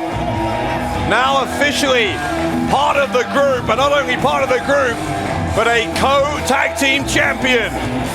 The Lion King, Tarkan Aslan, Bad Bones, John Klinger, collectively the Bad Kings. And ever since Blockbuster 2 last month in this very building, they have been the GWF Tag Team Champions after that victory over Team Crazy Sexy. Die amtierenden German Wrestling Federation Tag Team Champions, die Bad Kings der Blutsbrüder, Sean Klinger und Tarkan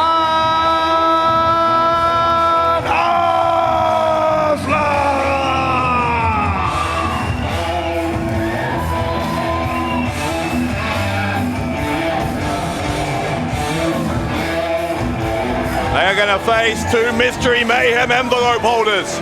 Und diese beiden hatten Glück mit ihrem Mystery Mayhem Umschlag.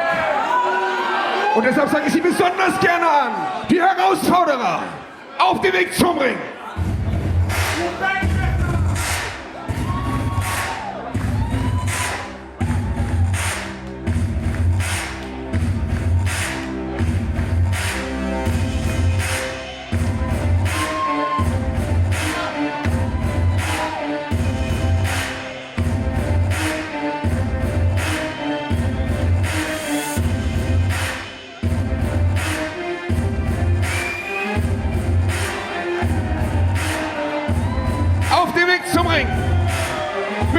Gewicht von 90 Kilogramm. Aus Istanbul in der Türkei. The Sultan of Wrestling, Jim Kaplan.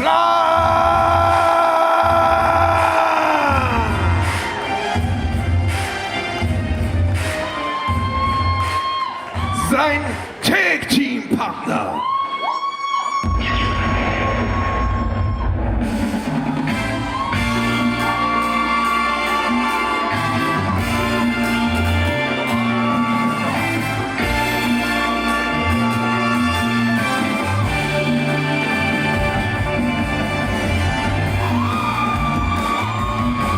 Kampfgewicht 95 Kilogramm.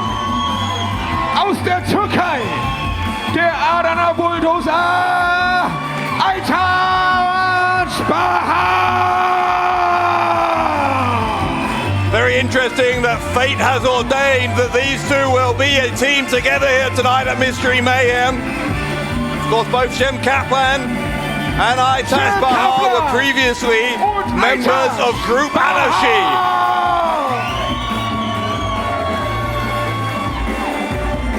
That was a couple of years ago now, and both of them thankfully have moved on from that domineering presence of Ali Aslan, who was in charge of that group.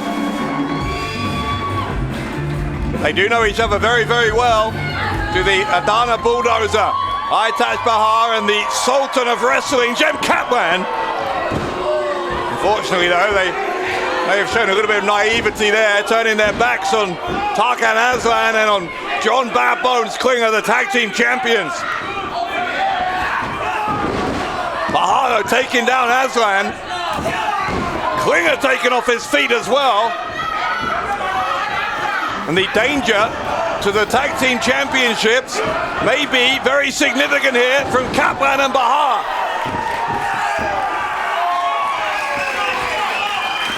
An inverted atomic drop on Tarkan Aslan. A regular atomic drop courtesy of Kaplan on Klinger. Kaplan's got Tarkan up on his shoulders here. We're going to see from Aytac Bahar, or maybe nothing if Klinger can hold him off, and he does. Meanwhile, Tarkan Aslan holding Kaplan in place while Klinger got the boot in. And that was actually all technically pre-match. The bell now ringing, and Tarkan Aslan looking to end the match within 3 seconds.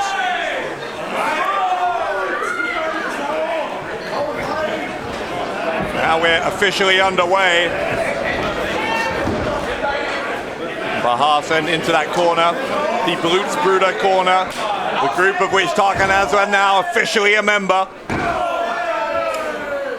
John Bad Bones Klinger, who was the longest reigning GWF World Champion in history. Only lost it last November to Axel Tischer. And of course, Tischer may well concede that world title back to Blutsbrüder. Later on tonight, when he faces Erkan Sultani, there's a suplex from Klinger. Here comes Aslan. It's been a very efficient tag team performance so far from the Bad Kings. There's a viciousness to the Lion King, Tarkan Aslan, as Aytac Bahar is finding out, his right leg being repeatedly targeted.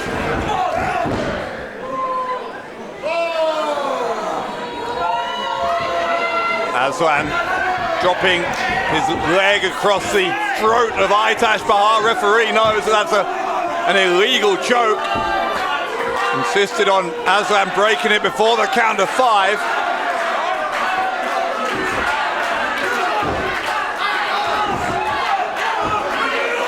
Comes Bahar. The elbow and then to the ropes, but gets elbowed himself by Tarkan Aslan.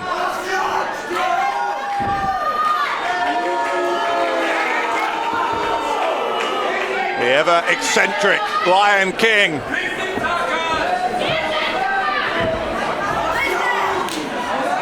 Once more, bringing his opponent into hostile territory, into that Blutsbrüder corner. Another quick tag to John Klinger. Klinger and Aslan, who at one time were bitter enemies, now obviously mending those fences. Not only mending them, but becoming tag team champions, and Klinger allowing Tarkan Aslan to become a full member of Blutsbrüder. Would have seemed impossible, inconceivable a relatively short time ago. You never know what's going to happen here in GWF. Aytac Bahar battering out of the corner, or at least he was, until Klinger cut him off with a drop kick.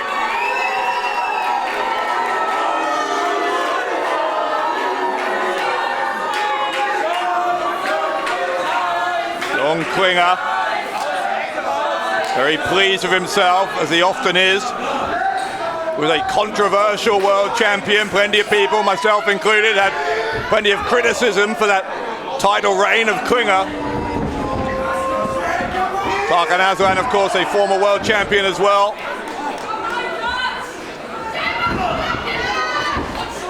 Aslan going for the cover here on Bahar, who's been in there a very long time now. Kicked out, but he does need to make it over to his corner and tag Kaplan as soon as he can.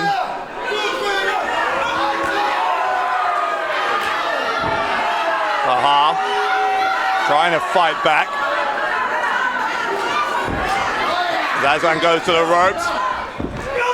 DDT from the Adana Bulldozer, and that might be the chance he needs to make it to Kaplan.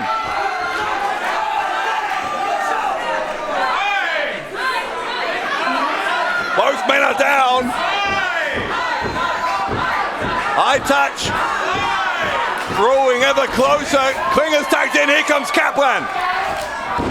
Both teams get fresh blood in the ring. Kaplan, the Sultan of Wrestling, taking it here to Klinger. Here comes a back body drop from Kaplan.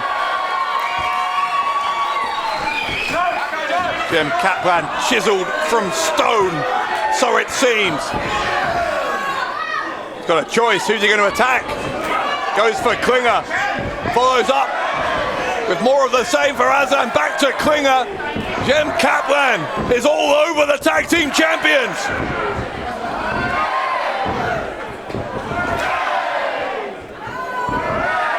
Kaplan is going back and forth. He could do this all night. Boundless energy from Kaplan, who could be on his way to becoming a tag team champion. Already a former Berlin champion is Kaplan.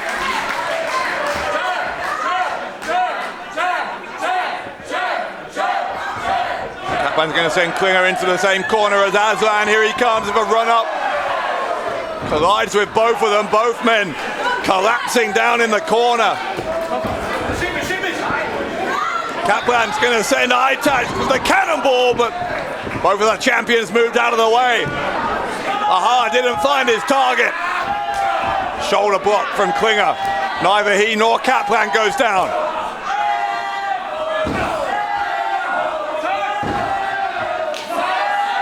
Exchanging blows, middle of the ring here. Klinger and Kaplan, two raging bulls. Neither man gave an inch, and Klinger maybe going to look for a pile driver. Kaplan hard to lift if he's trying to block. So strong is Kaplan. Klinger able to keep his body in a position where he couldn't be lifted for the suplex. They're both trying to lift each other. And both men over the top rope to the outside off of that suplex. Kaplan and Klinger both falling over the top, landing awkwardly on the arena floor.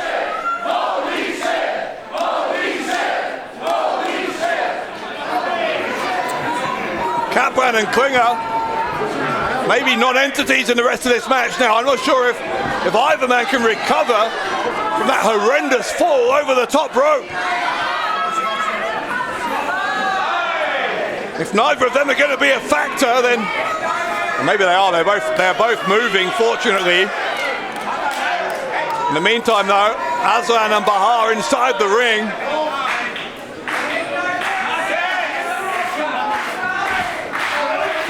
Aslan runs into a chop from Aytac's Bahar.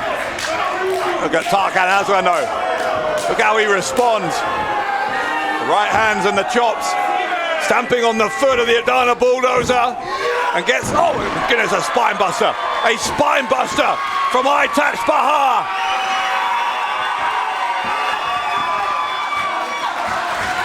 Bahar with a spine buster. Jem Kaplan is in. Klinger drags both of the challengers out of the ring. Here comes Tarkan Aslan. Aslan between the top and middle rope. And he took out his own partner. Tarkan Aslan took out his own partner, John Klinger. Holy shit! Holy shit! Holy shit! Holy shit! Holy shit! Both members of Blutsbrüder are down. Kaplan and Bahar, they know they've got an opportunity here after that miscue. They're up on the stage. What are they doing? What are Kaplan and Bahar doing here? Bahar running cannonball. Tarkan Aslan and John Klinger wiped out by Aytac's Bahar.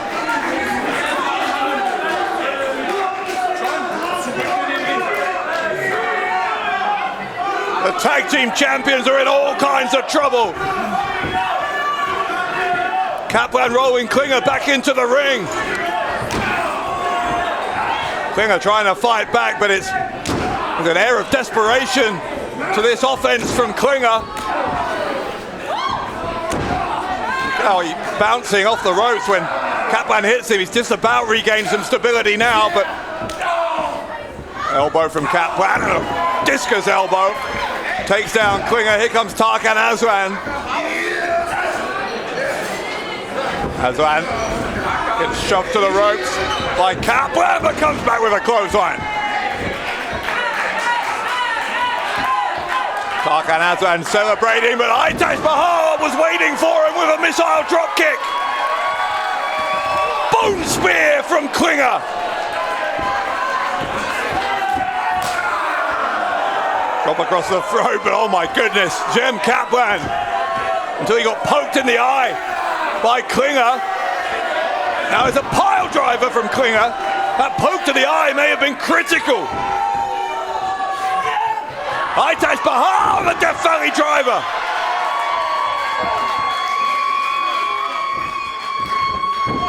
Tarkan Aslan tried to send Bahar into the ropes, into the corner rather. Bahar countering the Irish whip.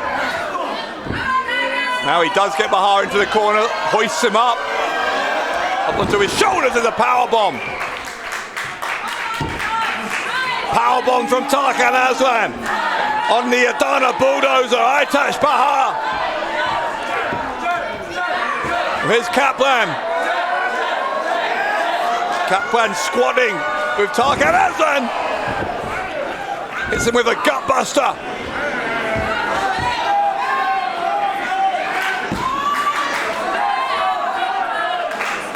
Aslan is down, Jem Kaplan is down, all four men are down, with the GWF tag team titles hanging in the balance.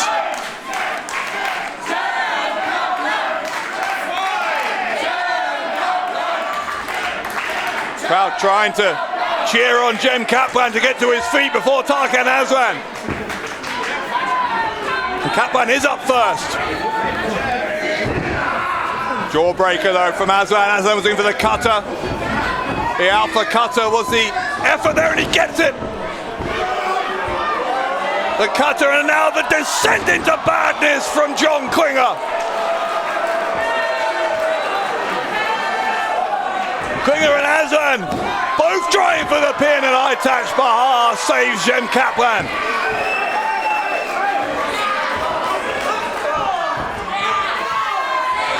Bahar now taking it to both tag team champions, giving Kaplan a chance to recuperate as a bicycle kick from Klinger.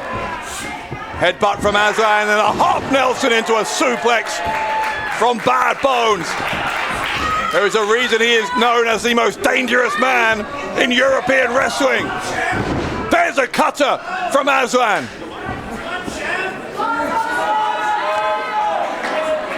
Klinger's headed up to the top turnbuckle again. You know what's coming. We've already seen it once. Klinger a descent into badness on Kaplan. Klinger to retain. Oh my! Kaplan kicked out. Kaplan kicked out.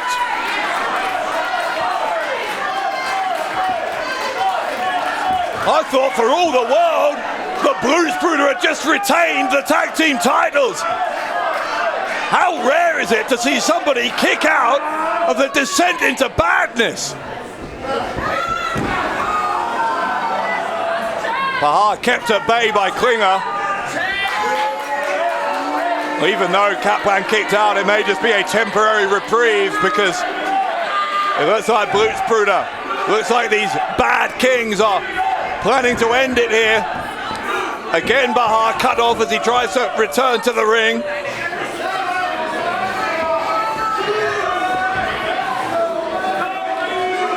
Kaplan over by the ropes. And that sign language from Klinger is universal. You know what he means. He means that the end is seconds away here for the Sultan of Wrestling. Klinger with Kaplan on his shoulders. Here comes Tarkan Aslan, but Kaplan went behind. Kaplan went behind, and the German suplex on Klinger. Here's Bahar. Bahar drops Klinger. And now a crossface. The crossface. Aytac Bahar trying to force a submission from Klinger. Klinger is scrambling. John Klinger scrambling towards the ropes. Can he get there? He rolls back into the middle. Bahar's going to force a tap out. We're going to have new tag team champions. Oh, here come Blutsbrüder. Here come Blutsbrüder. Erkan Solzani. Orlando Silva forcing the disqualification. Entscheidung des offiziellen Disqualifikation der Bad Kings, der Blutsbrüder. Durch diesen Eingriff hier von Erkan Solzani und Orlando Silva. Stop it! But you can hear from Olaf that there's a disqualification here. I think Solzani and Silva knew that they were about to see their friends lose the tag titles. Well, now when that's like mit jazz music, our CEO. Jungs, cash mal die Erkan. Orlando Silva, es reicht verdammt nochmal. Die beiden Jungs haben sich die Möglichkeit erarbeitet, heute ein Titelmatch zu bekommen. Das lasse ich nicht so leicht durchgehen.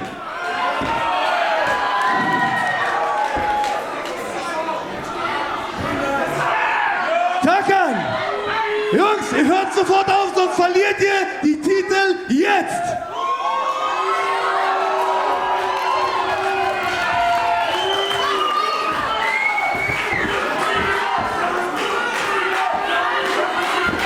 Ich lasse nicht zu, dass ihr die Show zerstört. Heute ist MysteryMayhem. Die Jungs haben sich einen Title Shot verdient. Wir machen das ganz einfach, damit so etwas nicht mehr vorkommt. Jungs, Kaplan, Aytac, ihr bekommt noch mal ein Titelmatch. Und zwar am 19.06. hier. Aber es wird ein Lumberjack-Match, damit niemand mehr eingreifen kann.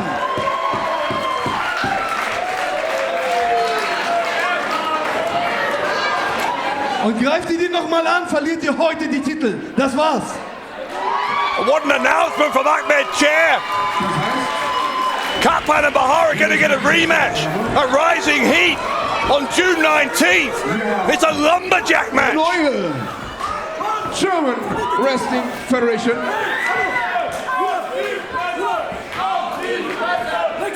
Also. Rest of Blutsbrüder having to hold back John Klinger.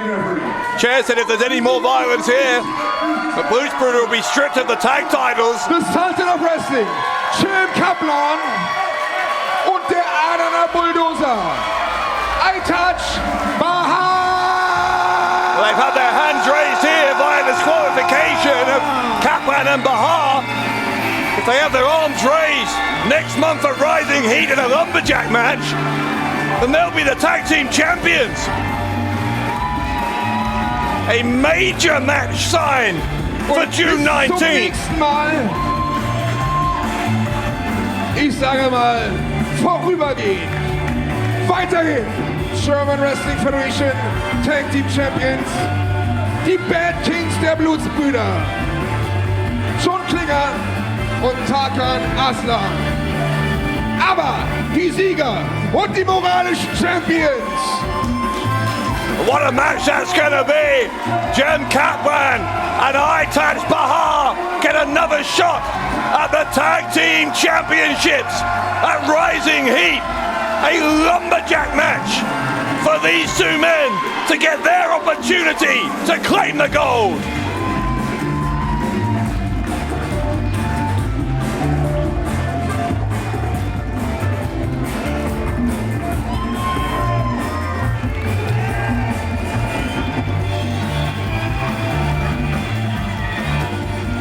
Das nächste Match ist angesetzt auf einen Fall. Und es geht um den German Wrestling Federation Berlin Championship. Auf dem Weg zum Ring.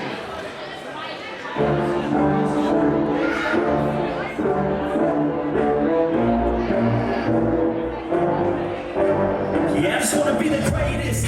Everybody knows my name, shit. I'ma have this whole fucking game list. Spitting with the same wit.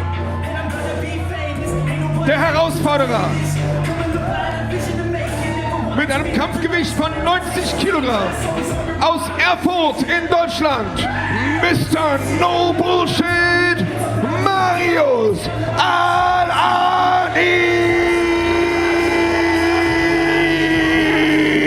Marius Al-Ani won an 8-man battle royal at Global Warning to win a Mystery Mayhem envelope. This is his prize.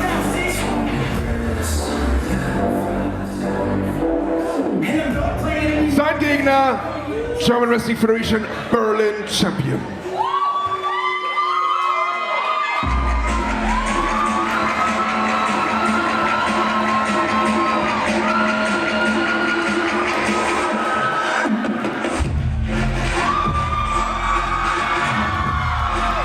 Mit einem Kampfgewicht von 110 Kilogramm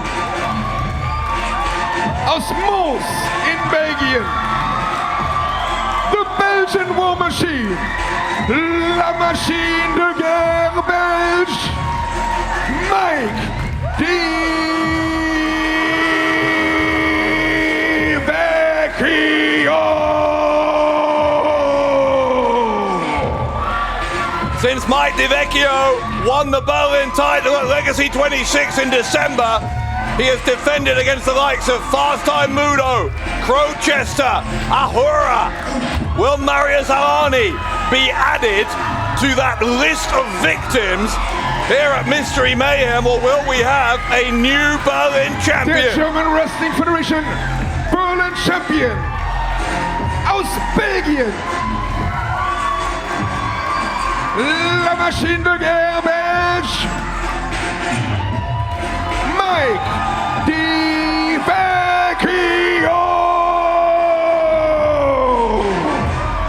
Mike DiVecchio now out on his own, of course, his alliance with Ali Aslan having come to an acrimonious end. DiVecchio believes that he can hold on to that Berlin Championship without help on his own. The Belgian War Machine against the demigod here. What a Berlin title match those Mystery Mayhem envelopes have thrown up here tonight in the German capital.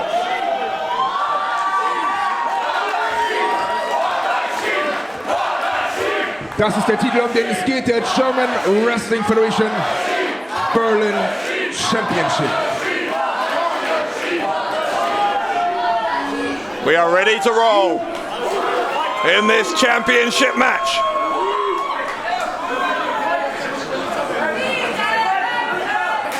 Bell rings, here we go. Divecchio and Alani.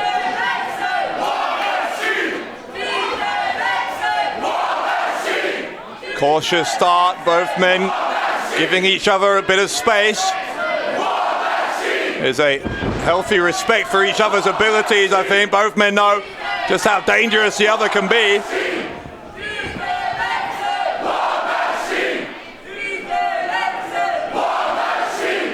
The thing with both of these guys is they are both very used to having it their own way and they're against whatever opponent they're in with.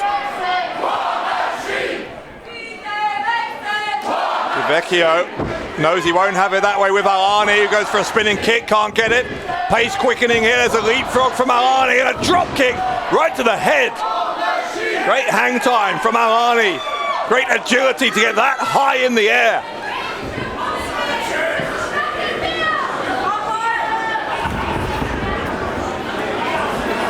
Once more, a bit of a gap between the two.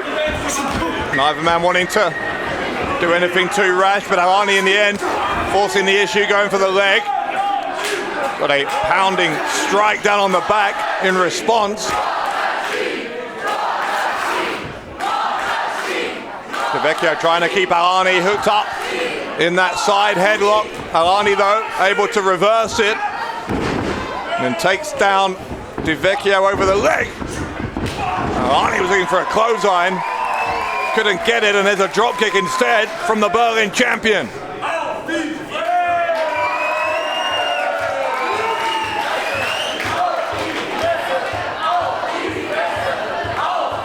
As always, a raucous atmosphere here in Fest South Kreuzberg. They came to see a fight, and they're getting one here.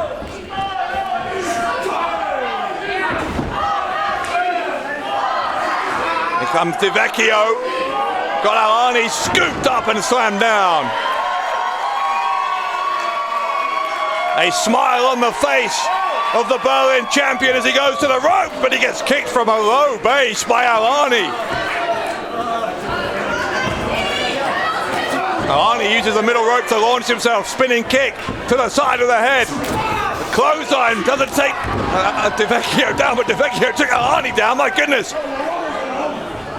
Alani trying to, well, he's trying for a submission, maybe he is, he's trying to stretch out the chest here of Divecchio.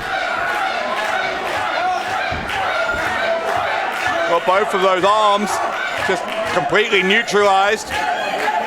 Divecchio moving his body around and gets his foot hooked over that bottom rope to force the rope break.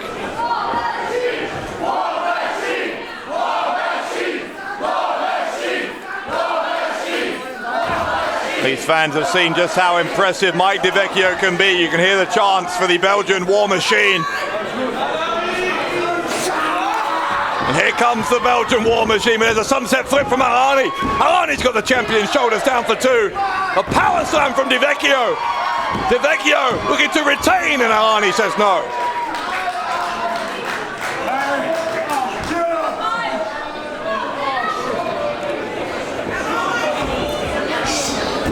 Another big right hand from Divecchio. Alani is reeling here.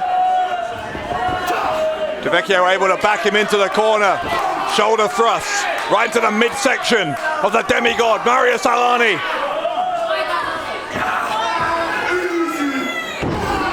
Backbreaker.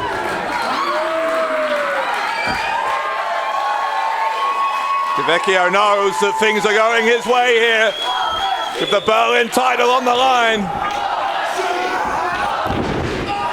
Alani goes hard into the corner.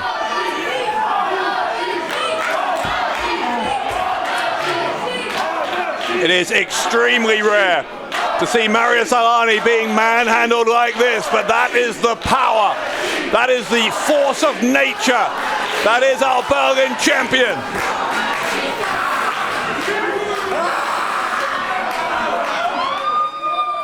Here comes Divecchio. Boot goes up from Alani, and Alani uses his feet to take Divecchio down by the head. Champion in the corner. Alani springboard into a DDT. Great agility. Great movement in mid-air from Marius Alani. Alani could be a new Berlin champion, but Di Vecchio, so powerful. Still got enough in those legs to kick out.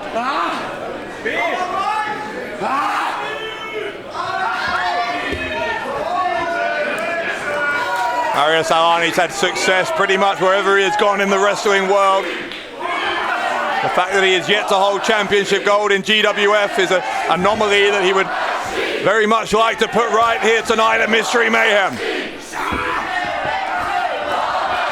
He's got caught here into a side slam. What a spinning slam from Di Vecchio.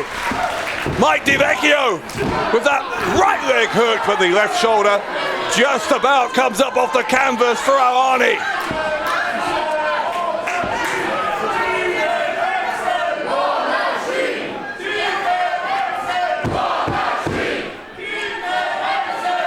Support for both of these men amongst the fans in Fest South Kreuzberg.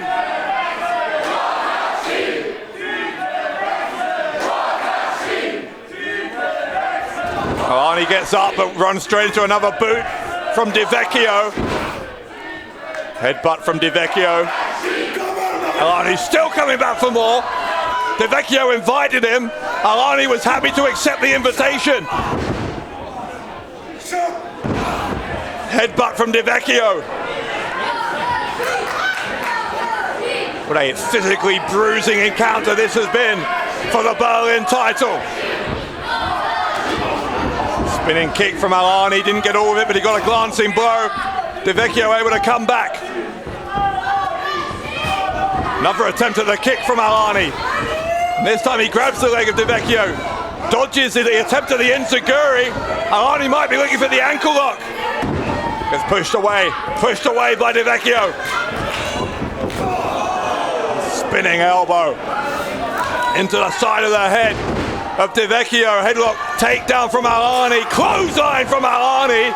Alani nearly took the head off of the champion, but only got a 1 count. And oh my God, what a reply! What a reply from Di Vecchio. Looking for a power bomb, couldn't get it.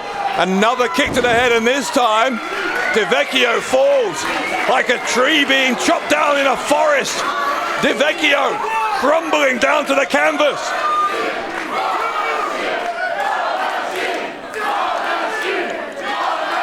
Both of these men have taken so much punishment. Neither is moving. You've got to think, whoever can capitalize here has got to be the odds-on favorite to walk out with the Berlin Championship.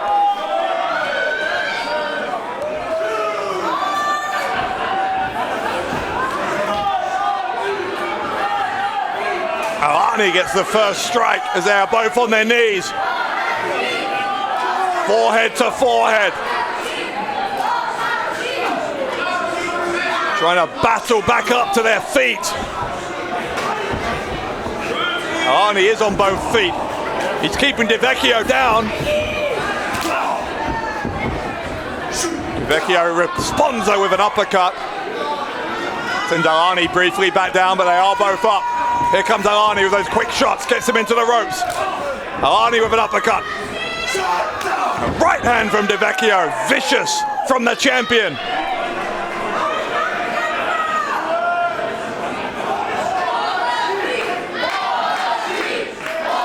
Mike Di Vecchio towering, he was towering over Alani, but Alani in fact got the ankle lock maybe. Alani, yes he has, he's got it cinched in. The ankle lock, Di Vecchio crawled very, very quickly to the bottom rope. Got dragged back out. Alani ties him up, tries to get the pin, the 2 count, and into a sleeper hold. Got his legs wrapped around the body as well. Alani's gonna try and put Di Vecchio to sleep.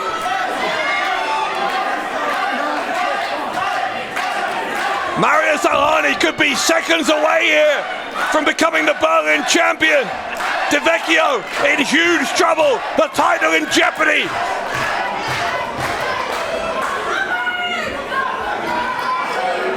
But Di Vecchio's getting to his feet. Mike Di Vecchio up to his feet, backs into the corner. and gets himself released from the sleeper hold only temporarily. Alani comes back for more, and this time with the suplex, a running suplex. Devecchio, will that be enough to retain? No, it won't. Maybe if he'd been able to hook those legs up, maybe Alani wouldn't have escaped, but Devecchio going to go straight back to work, looks for the powerbomb. Alani counters with a Hurricane Rana, hooks a leg on the way down.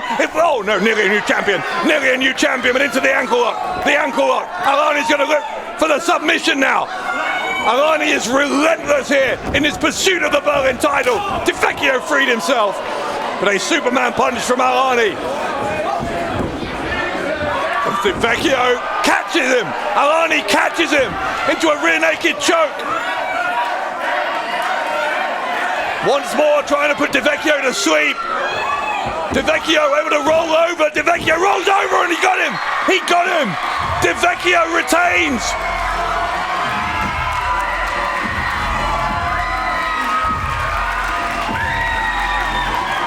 What a match that was. Hier ist der Sieger.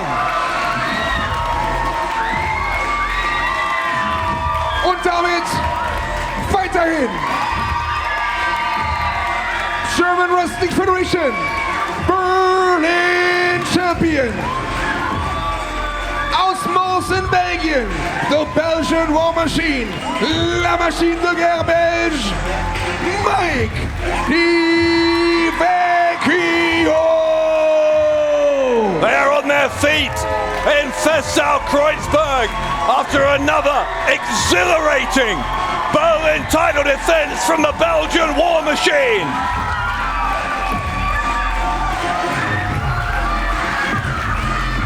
Mike Devecchio will celebrate with that Berlin Championship in hand.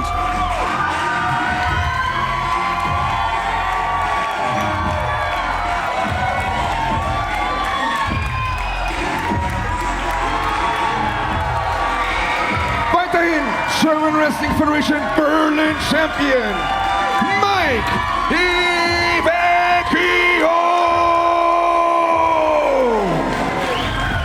Devecchio's Berlin title run continues. Alani couldn't stop him. Nobody has stopped him so far in 2022. Could Devecchio hold on to that championship for the rest of the year and beyond? The Belgian War Machine apparently cannot be stopped.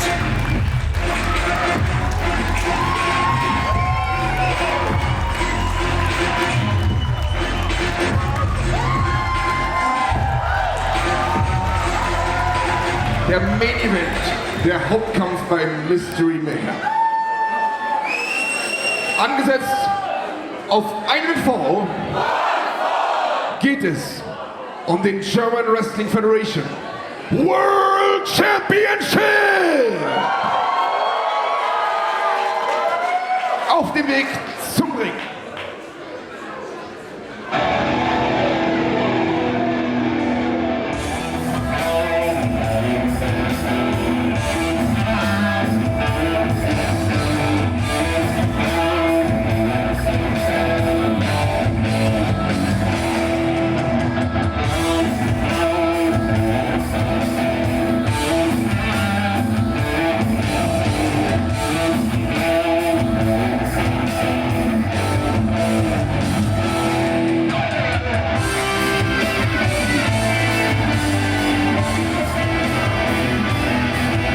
Berlin, der Herausforderer.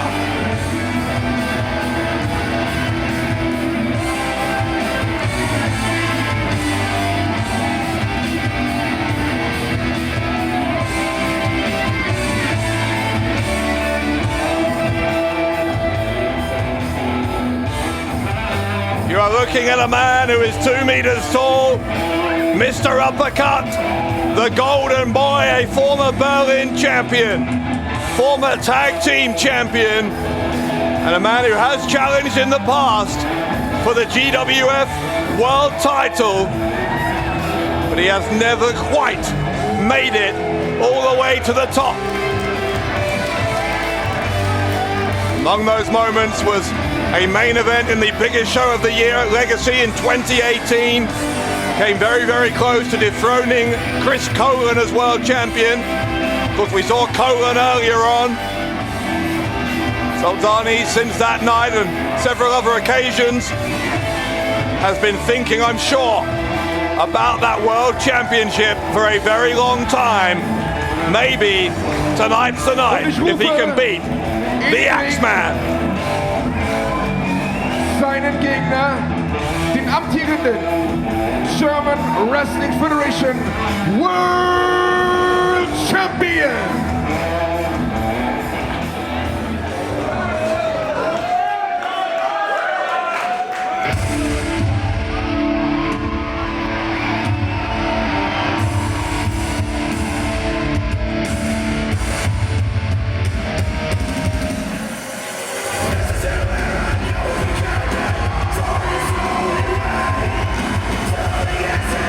The Axeman cometh with the GWF Heavyweight Championship of the World around his waist.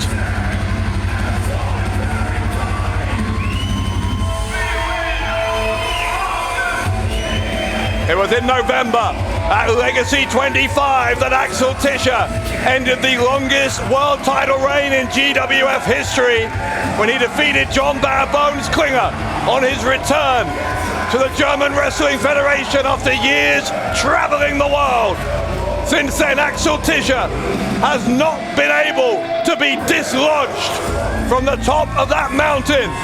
Erkan Sultani will be the latest to try. Will he be the last to try? Can he find success? Or does this world still belong to the Axeman?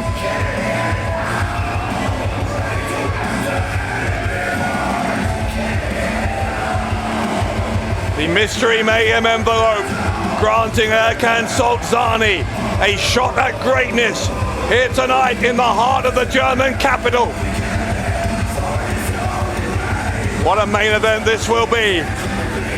Right now, let's take it to the ring and get the official world title introductions. Let me introduce the opponents, one to the left, one to the right. Lasst mich die Aktiven vorstellen, einer zu meiner Linken, einer zu meiner Rechten. Der Herausforderer zu meiner Linken mit einem aktuellen Kampfgewicht von 102 Kilogramm. Mr. Uppercut, the Golden Boy, der Blutsbruder. Aus dem Kosovo, Erkan Sultani.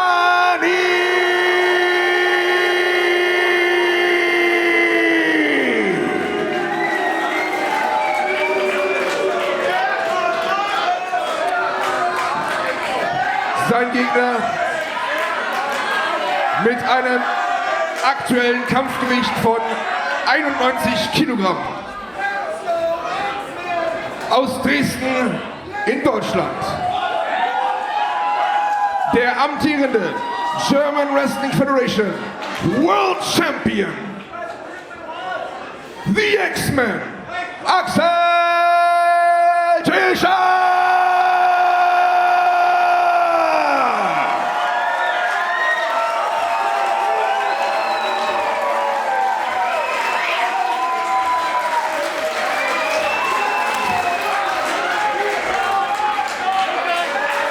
They can probably hear the noise from Fessau Kreuzberg all across the other side of Berlin.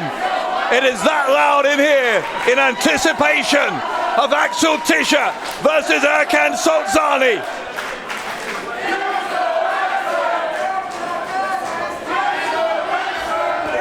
Half a year now that Axel Tischer has held on to that gold.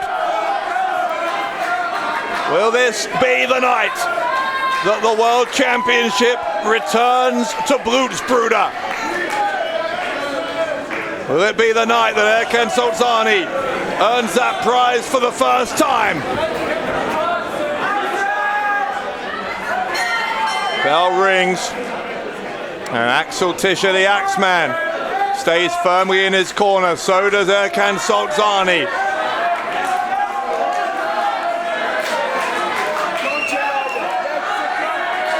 wonder when you look at the 5 men who had Mystery Mayhem envelopes, if you're Axel Tischer, who would be the one of those you most wanted to face? Who would be the one you would least like to face? Well, I would bet that Solzani wasn't high on the list of ones he would want to face, because Erkan Solzani, one of the most dangerous competitors in all of Europe.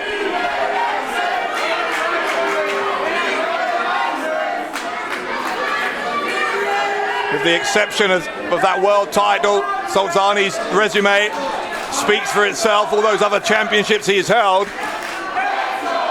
It's making Tischer wait for him here, though.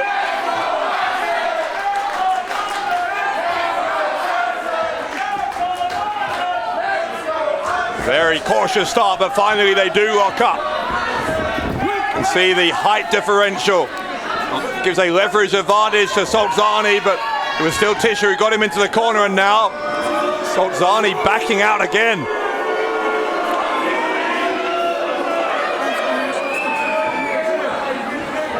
Erkan Solzani determined that this match will be competed at a pace that he is happy with.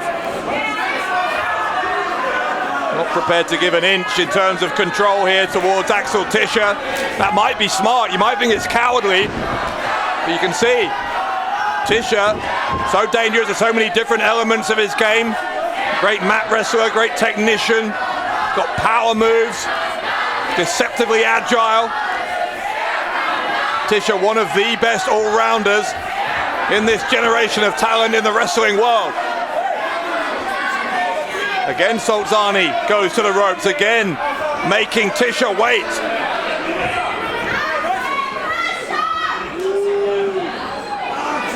I find it very interesting as well, the dynamic between Blutsbrüder and the GWF fans. Started out as this raw hatred between the two. But Solzani and his pals over time have kind of earned the respect of a large portion of the GWF audience. Tischer briefly had his shoulders down there. They are sometimes rule breakers. They don't exactly do things by the book, Blutsbrüder. And Axel Tischer knows he may have to yet contend with the other members of Blutsbrüder, including the newest member, Tarkan Aslan, who's back in the locker room as he's able to get those shoulders down of Solzani. Hooked him over by that right arm, and Solzani again going to the outside.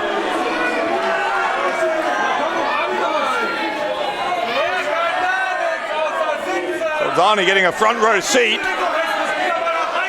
Unfortunately, there's not going to be much action to see from that front row until he gets back in there.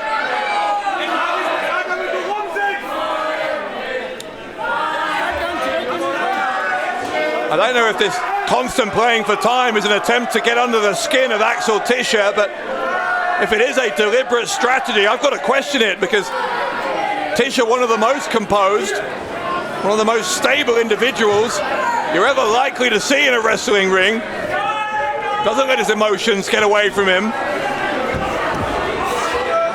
A lot of wrestlers, after this gamesmanship from Solzani, may be tempted into losing their temper, tempted into making a mistake that the challenger could capitalize on. An uppercut there, though, from Mr. Uppercut. I think what Solzani is going to find here is that in terms of mind games, Axel Tischer is almost impenetrable.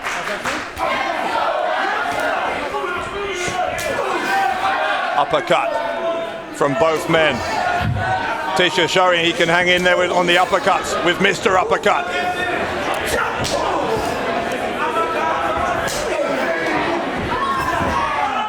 Some hard hits from both men in the middle of the ring. Reversal of the whip though from Tischer. Tischer went for the shoulder block.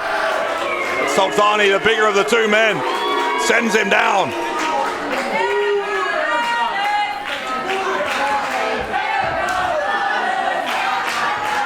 Solzani looking to capitalize. He's got Tischer backed into a corner. And the shot from Tischer though. Those body shots from Tischer were doing some damage, but not enough to get him out of the corner where Solzani's got him again. How many uppercuts is that now from Solzani?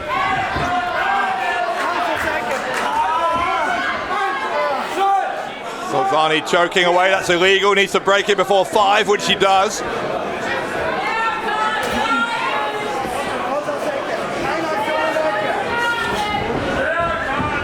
Tisha sent from one side of the ring to the opposite corner.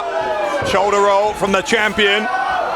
It's sent to the outside, lands on his feet on the apron. The right hand from Tisha. Axel Tisha in the ring now with an uppercut of his own again. Tisha perfectly happy to go strike for strike here in this match by the looks of it. Sultani tried to lift him up in a suplex. Instead, the high leg into the back of the head of Sultani from the GWF World Champion, followed by a suplex.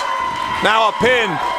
Sits his body weight down on the shoulders, and Sultani had to exert a lot of energy to kick out, but that's exactly what he did. A kick out from Sultani keeps him in the match.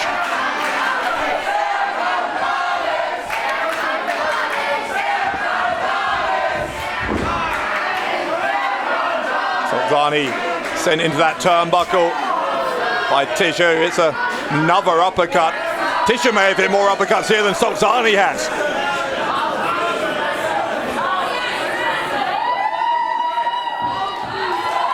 Now Axel Tisha with his challenger, helpless in that corner. Here comes Silver, but we said there might be members of Blutsbrüder who might intervene. Silver distracting the referee as a drop kick from Sultani.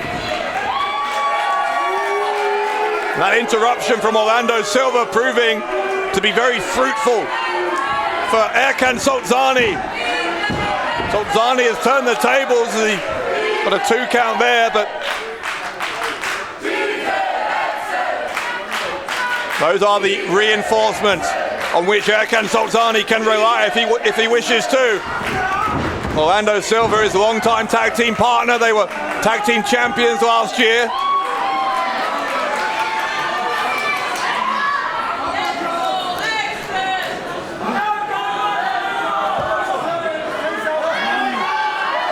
Sultani now just toying with Axel Tisha. That's a dangerous thing to do though, because Tisha, while he's still conscious, while he's still breathing, is an incredible threat. That's why he has spent the last half year as world champion, but that uppercut from Sultani definitely added to the damage that has already been inflicted on the Axeman.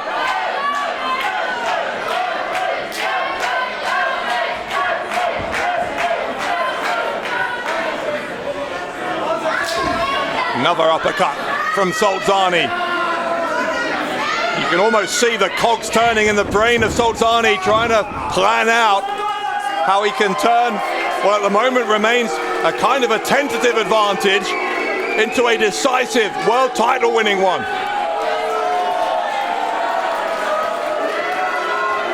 Spending a lot of time communicating with the fans here, and that might be a mistake as well. You do not give Tisha an inch. Looking for a pump handle slam perhaps. One of the moves with which Erkan Sultani is synonymous.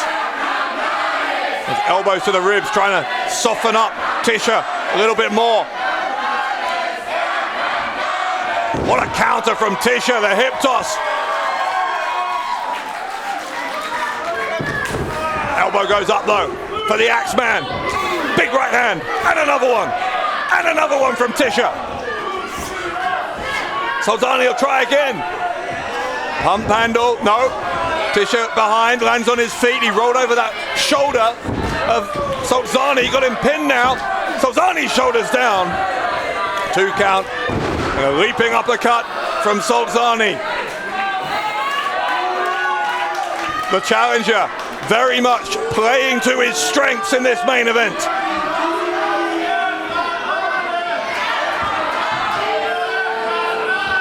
Tisha getting his shoulder up off the canvas before even the count of 1 that time.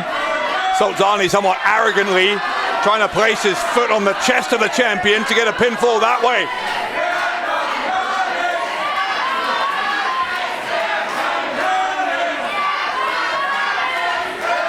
Solzani trying to just manipulate those arms of Axel Tischer.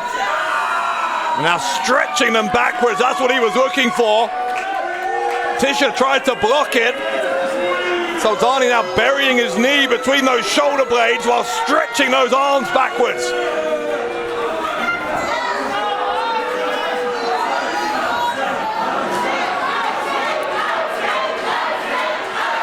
See him burying his head in between those shoulder blades as well to further add to the pressure. Tischer's got to his feet though. Axel Tischer trying to turn things around, reverse the pressure. You can only do it temporarily. Solzani's still got him, trying to lift him up. So Tischer put his foot in the way to block. Now Solzani does the same. Both men looking for a suplex. Or maybe Tischer's going to look for the brainbuster. Tischer hits a devastating, twisting brainbuster. Can't get Solzani up for it though. Or maybe he can, no. There's a siege mentality for both of these two men at the moment. Solzani nearly had in there. And just about catches Solzani. Tischer down, Solzani down.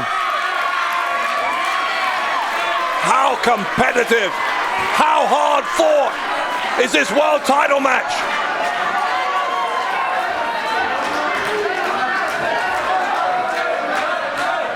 The Axeman first up to his feet, but only by a half a second or so.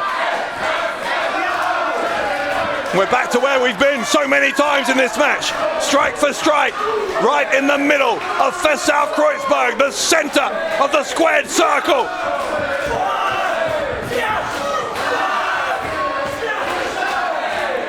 Tischer getting a combo now of those right-handed strikes. Big boot from Solzani. Solzani again trying to lift Tischer. He's nothing if not tenacious, is the challenger.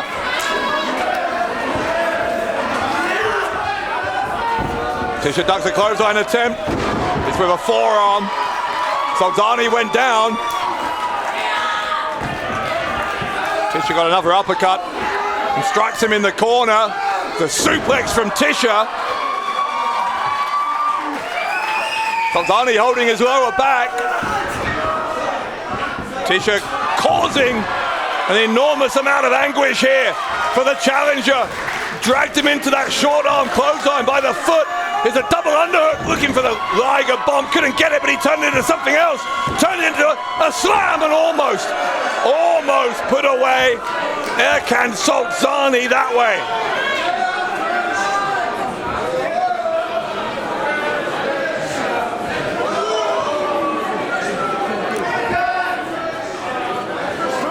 Axel Tischer so able to think on his feet, can adjust his plans in the blink of an eye when he needs to. Such a versatile wrestler is the Axeman. Here he comes, another strike to the face. Side suplex from Tischer. That leaves Solzani in a very vulnerable position directly beneath those turnbuckles. Axel Tischer is headed up there. Solzani cuts him off.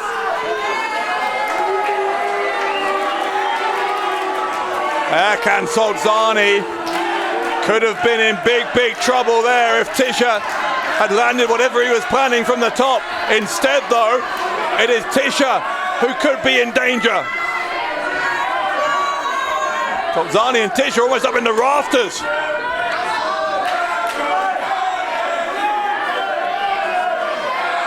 Tried to superplex and a counter. Counter from Tischer, threw Solzani away. Tischer, top rope, clothesline from Axel Tischer. Solzani goes down.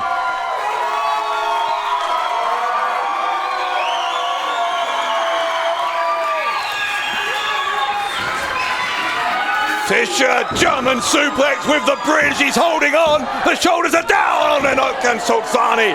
Solzani kicks out on 2 3/4.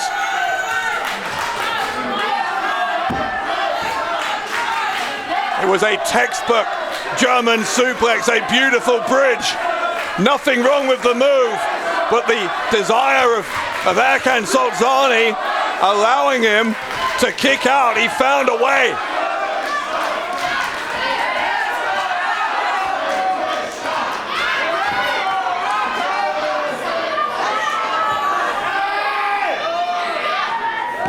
Axel Tischer, though, from the opening bell here, I think, has reminded everyone why he is the best in the world right now. He might be about to remind us in a hugely memorable way by putting away Erkan Solzani.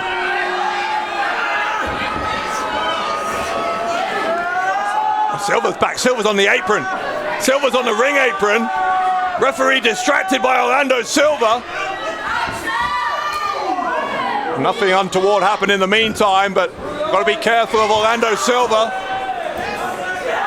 And Tischer may have been looking for another German suplex. It's a big boot though from Solzani. He'll go for the pump handle again. Tischer stomps on his foot. Enziguri to the head of Erkan Solzani. Tischer again going to look for the bomb, couldn't get it. Look for that Liger bomb, he's on the shoulders here. Fireman's carry gets planted on his back. Solzani with the pin. No, and Solzani so close. Pump handle. Gonna try it again. Finally gets it. The sit out pump handle slam from Erkan Solzani. Both legs hurt. Oh, and we were close. Close to a new champion.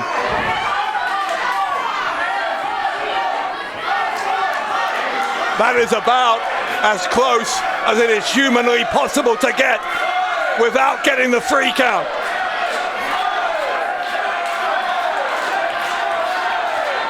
Solzani doesn't have time though. He doesn't have time to lie there and to reflect on what could have been.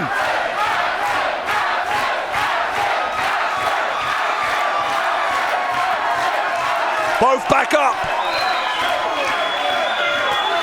Uppercut.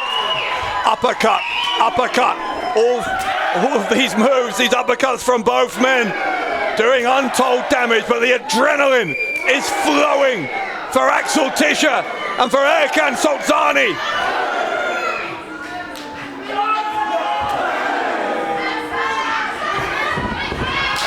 Tischer with a running uppercut. Solzani's going to follow him. Hits one of his own. Back and forth between champion and challenger.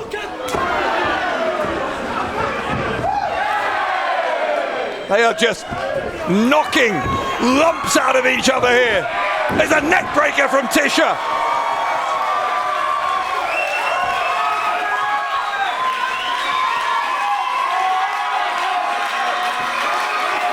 Solzani down off of the neck breaker.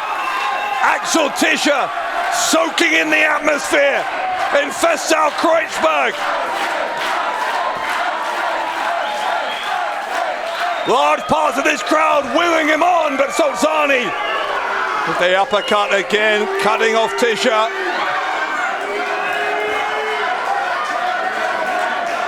Even with Tischer on that turnbuckle, Solzani's almost as tall as him. That's how big Solzani is, and he just leapt up to the top rope. Tried for a superplex earlier. He'll try again. He's got him in position this time, and he hits it.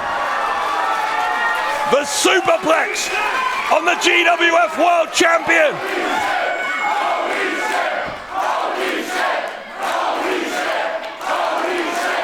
If Solzani can crawl over, 2 meters or so onto Tischer, Solzani could win it. That's exactly what he does. It's exactly what he does, and Axel Tischer got the right shoulder up.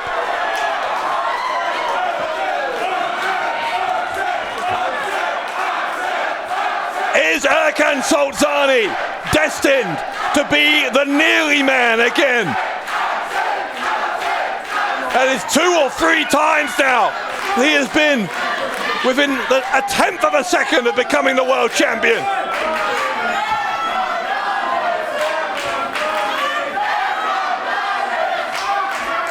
Where can he find the impact that will keep those shoulders of Tischer down for that extra tiny amount of time?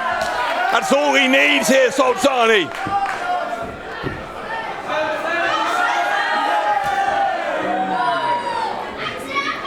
Both men out on their feet after what has been a remarkable main event to an unforgettable Mystery Mayhem this year.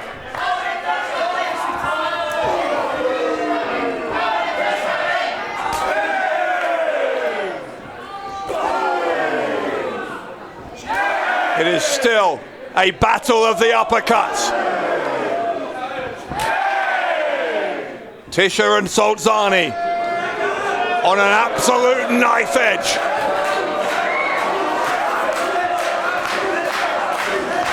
The intensity of this is off the charts.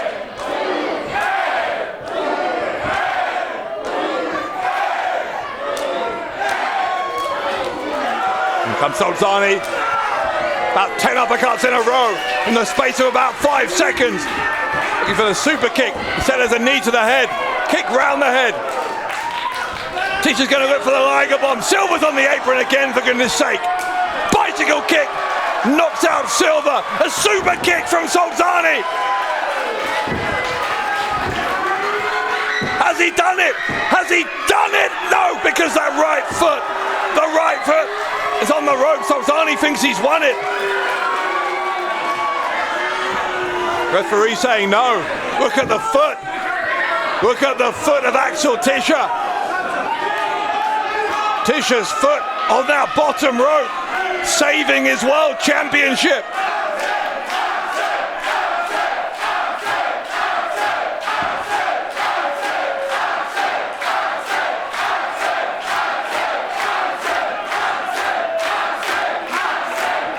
The roof is coming off Fessal Kreuzberg.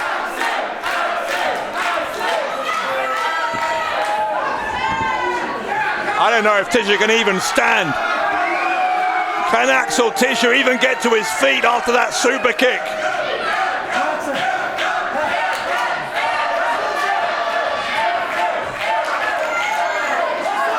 Sultani slapping the champion, screaming in his face.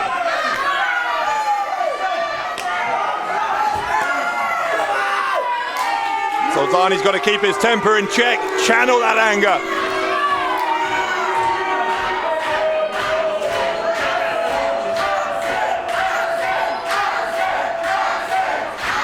Sultani gesturing to Axel Tisha, and Tisha has seen enough. Tisha to his feet. Gonna threaten to break the fingers here of the Golden Boy, and he may have done. Tisha, German suplex. Here comes the champion. Bicycle kick to Sultani. And now Axel Tisha gets him up. Gets him down with the Liger Bomb. The pin by Axel Tisha, and Tisha is still the GWF World Champion. Hier ist der Sieger. Und damit weiterhin German Wrestling Federation World Champion. Aus Dresden in Deutschland, the X-Men, Axel Tisha!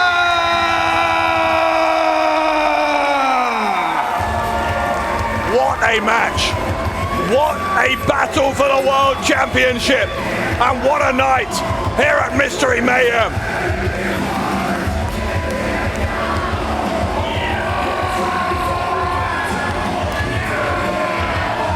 They are overjoyed at Fessal Kreuzberg. German Wrestling Federation World Champion aus Dresden, the X-Men, Axel Tisha!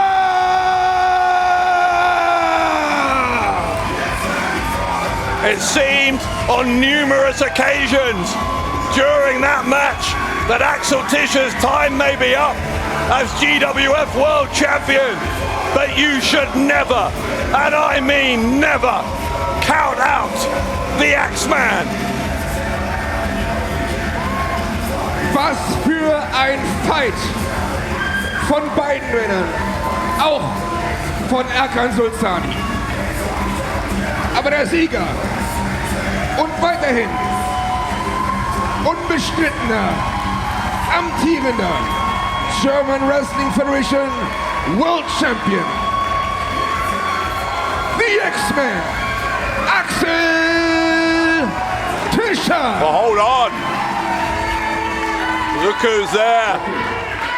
Pascal Spalter holding up 2 fingers. Einer fehlt ihm noch. Spalter reminding Tischer that he's won 2 of the 3 matches he needs to win to earn a shot at the World Championship.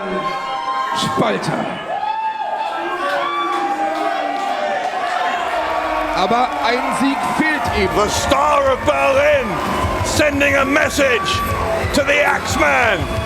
But that is a concern for another day, because right now, Axel Tischer can celebrate.